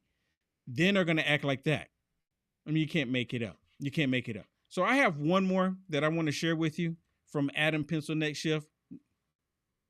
I don't think this was a part of the same speech what he was doing. I think there was something else in this. Here, let me just play it and we'll talk about it. Can we go to it? Where you at? There you go. This is someone we cannot trust. Okay, yeah, he's already said it. He's already said it. You can get him off the screen. I just wanted to make sure because I thought there was two different clips. I mean, can we, I don't know about you. But I'm trying to really contain my excitement right now. I want to get up and, dance around some. I really do. So President Trump was notified immediately. And Shannon, can you look? I don't know if he's automatically, can you look? Because if this is happening right now, I most definitely want to show it. If the time that we have left, if Kash Patel is getting sworn in, I would most definitely we need to go to that so we can show everyone Kash Patel getting sworn in. Okay, so just keep an eye out. Just keep an eye out. And all of you watching, if you see it, automatically put it in the chat. Let me know, and we'll go ahead and pull it up just in case we miss it, just in case. So I want to talk about a few other things if I can, because this is something that we really need to address because, they're going after President Trump. President Trump is bringing peace to the world. He's bringing peace. And the Democrats are upset about it. Now, President Trump is talking to Vladimir Putin. And of course, they're all upset because he's talking to Vladimir Putin to bring peace. And then he's excluding these European nations. And they're like, no, you need to bring us into the talks. You need to bring us into the peace talks. And President Trump said, you had all this time. What were you waiting on? They didn't want to go to peace talks because they didn't want the war to end. They want Putin out. They want to crush Russia. And President Trump is making it clear, look, we got a big pond between us. We don't need to, worry about what Russia's doing in Ukraine, just to be honest with you. But I want to share a couple of things with you because one of the things is Mike Pence put out a statement about the whole thing with President Trump bringing peace. Isn't that what we want? The Democrats used to say that they were for peace. They're no longer for peace. Let me share this with you. And look, Ukraine, got to cut them off. Got to cut it. You got to cut it. Listen to this. The shift that you're seeing, I think, in the foreign policy of the United States of America is a shift to realism, right? Like the idea that the United States of America has core national interests, protecting the homeland, and China is our chief adversary. The American taxpayers are tapped out of this war in Ukraine. So again, President Trump campaigned on the idea of bringing peace. That's what he's trying to do. I do find it interesting, Caitlin, though, that the people who are screaming about this the loudest call President Trump a dictator all the time. Like, the American media is so willing to criticize President Trump. American media here. I've never called Trump a dictator. Well, I've heard it for 2 years. That's an unfair criticism. But on this, I don't think so. They've, on this very network, called him a threat to democracy 1,000 times. Over 1,000 times. There's not a single day that they do not say that President Trump is a threat to our democracy. Not a single day has gone by where they haven't done that. Now, here's a statement that I was just telling you about Mike Pence. Share this video. Watch this. Look at this. Bring this up. He says, Mr. President, this is Mike Pence, or Judas Pence is what I like to refer to him as. Says, Mr. President, Ukraine did not start this war. Russia launched an unprovoked and brutal invasion claiming hundreds of thousands of lives. He said the road to peace must be built on the truth. This dude is a total snake. I guess he wasn't there or no one told him that Kamala Harris, you can split screen it, Kamala Harris went over to Ukraine, was talking to Zelensky. Y'all remember this? I should have put the clip up. She went over there talking to Zelensky about becoming part of NATO. And Putin has made it completely clear that if you try to become part of NATO, you're going to force us to go and invade. And they did it anyways. A week later, after Kamala Harris was over in Ukraine, Putin started to invade. They did it. They wanted this to happen. Now, look at this. Someone needs to send this to Mike Pence. Look. We're revitalizing the Strategic Partnership Commission between our nations. We're also creating a new strategic defense framework and a new $60 million security assistance package. Ролі, терміни України в НАТО. And I would like to discuss with President Biden here his vision, his government's vision of Ukraine's chances to join NATO and the time frame for this accession, if it is possible. We said not an inch to the east. That was the NATO guarantee in 1990. So what became of that? They fooled us. We've seen 5 waves of NATO expansion. We did not come to the US borders or to the UK borders. No, they came to our borders, and now they're saying that Ukraine will also join NATO and they will deploy their systems there. Or not just NATO, they will simply deploy it on a bilateral basis. They will deploy their military bases and their attack systems. That's what we're talking about. And you keep demanding some guarantees from us. You must give us the guarantees. It is up to you, and you must do this immediately, right now. Я хочу еще раз все-таки подчеркнуть это. Я говорил, но мне очень бы хотелось, чтобы вы меня услышали все-таки в конце концов. И донесли это до своих читателей, зрителей и пользователей в интернете. Но вы понимаете или нет, что если Украина будет в НАТО и военным путем будет возвращать себе Крым, европейские страны автоматически будут втянуты в военный конфликт с Россией. Конечно, значит, потенциал объединенной организации НАТО и России несопоставим. Мы понимаем. Но мы также и понимаем, что Россия одна из ведущих ядерных держав, а по некоторым компонентам по современности даже многих опережает. Победителей не будет. И вы окажетесь втянутыми в этот конфликт помимо своей воли. И вы даже не успеете глазом моргнуть, когда будете исполнять пункт 5 Римского договора. So that it's not about whether or not they should or shouldn't join. It's about when they can join, and they will join NATO. The issue of whether or not this is going to keep Putin from continuing to fight, the answer is Putin's already lost the war. Putin has a real problem. Putin has already lost the war. Putin has a real problem, really. And I remember Joe Biden constantly saying that.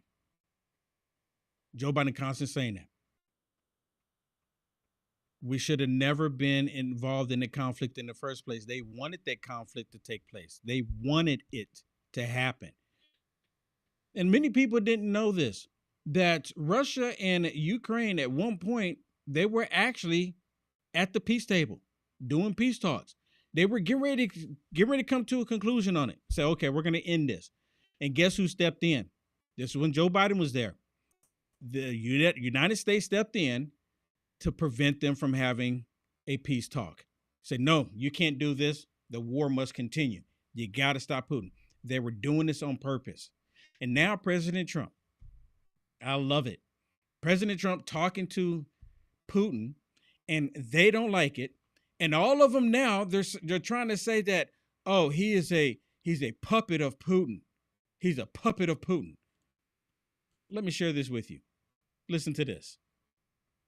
I'm going to begin with you because I know how you feel about this. I just wonder for your party what it means for the U.S. president to not just overlap with some Russian talking points on the war, but straight up repeat them, repeat the Russian rationale for the invasion, repeat the Russian framing, repeat the Russian description of the elected Ukrainian president. Straight up repeat them. What does it mean? Straight up, he's siding with Putin. Yeah. The president of the United States is siding with Vladimir Putin.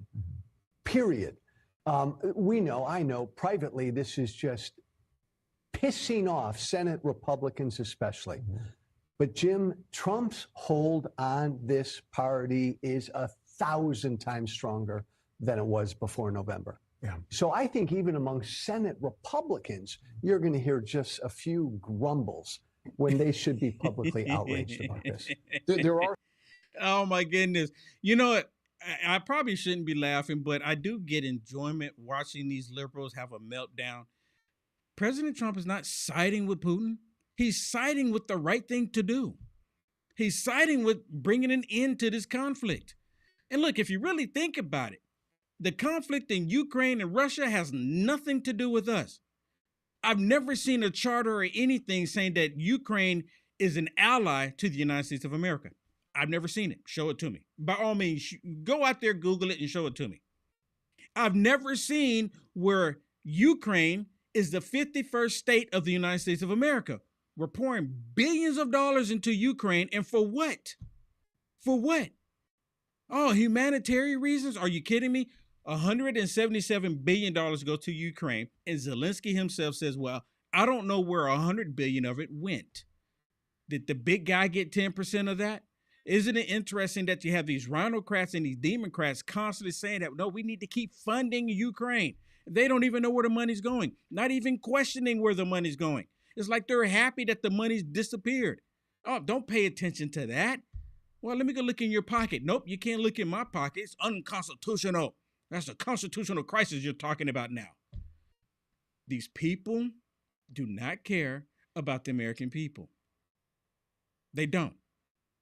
They don't. I have one more I want to share with you. Watch this. Watch this. Whether or not your ultimate position is that Ukraine should be part of NATO, why announce that at the beginning? Again, this is such diplomatic malpractice, but it's not surprising. Like Pete Hegseth got the job because he's the weekend news anchor on Fox, and Donald Trump watches a lot of Fox. And so he decided to make that guy the head of the Department of Defense and our chief negotiator in Ukraine.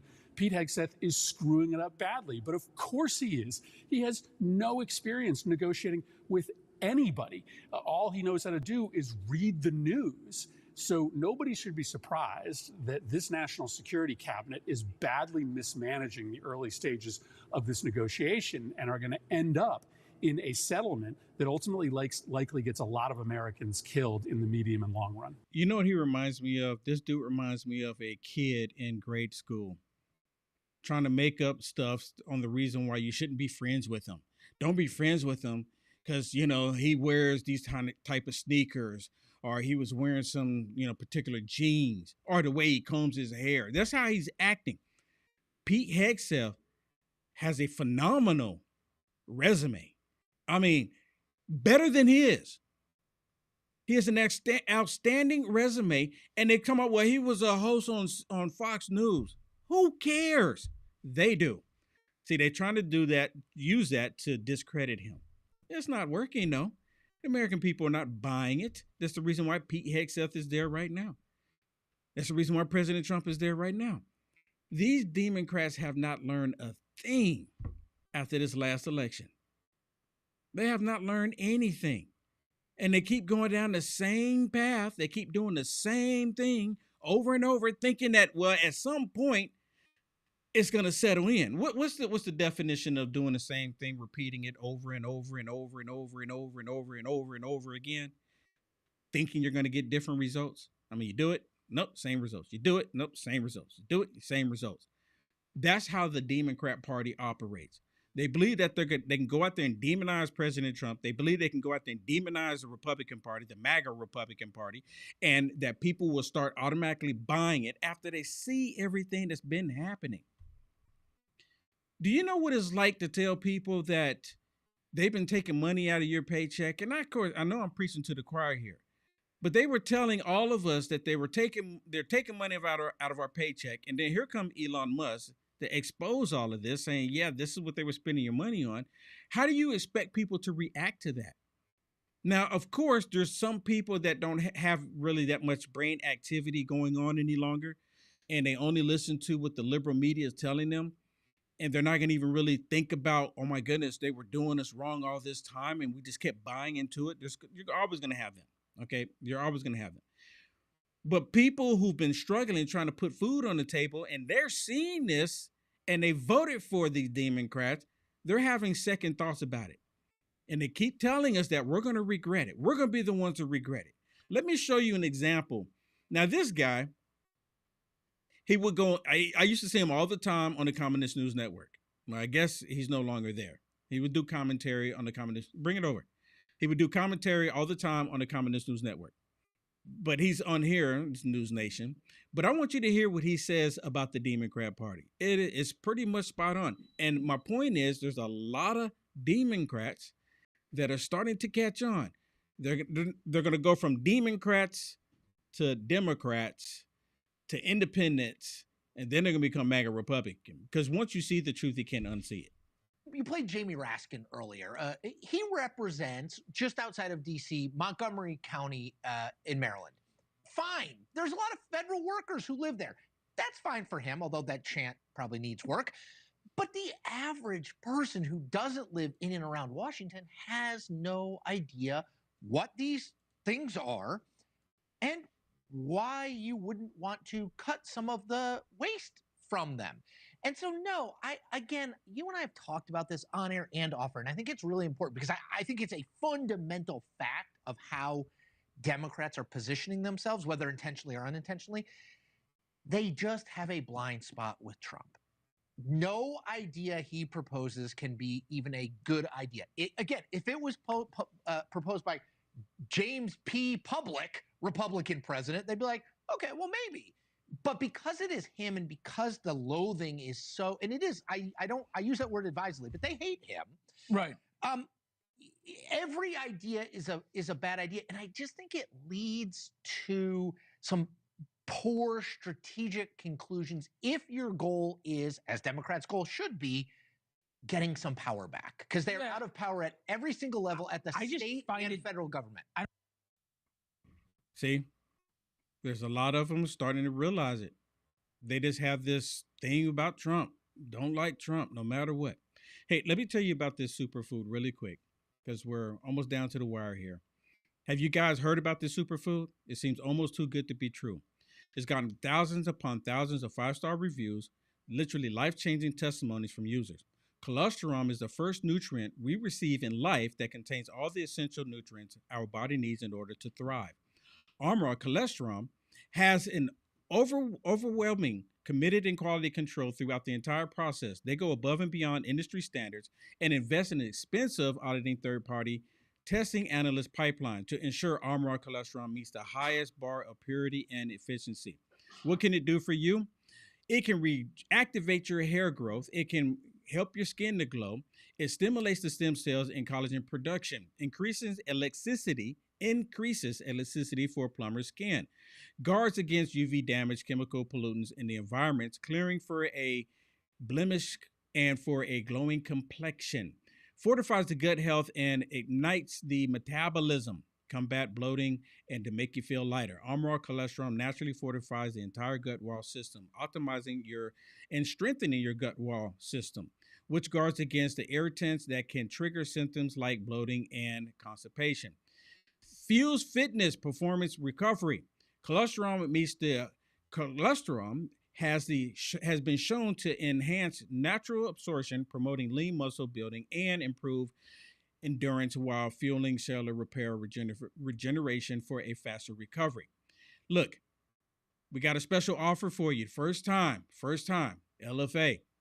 15% off. Go to tryarmor.com/LFATV. That is tryarmor.com/LFATV. Check it out today to get 15% off your first order. Go check it out, everybody. All right, that's it for me, everybody. Thank you so much. Thank you so much. See you tomorrow, right here. Don't go anywhere. Right up live next is Hannah, right here on LFA TV. Kill the music. All right, we're just going to go out, everybody. God bless you. See you tomorrow, right here. Take care.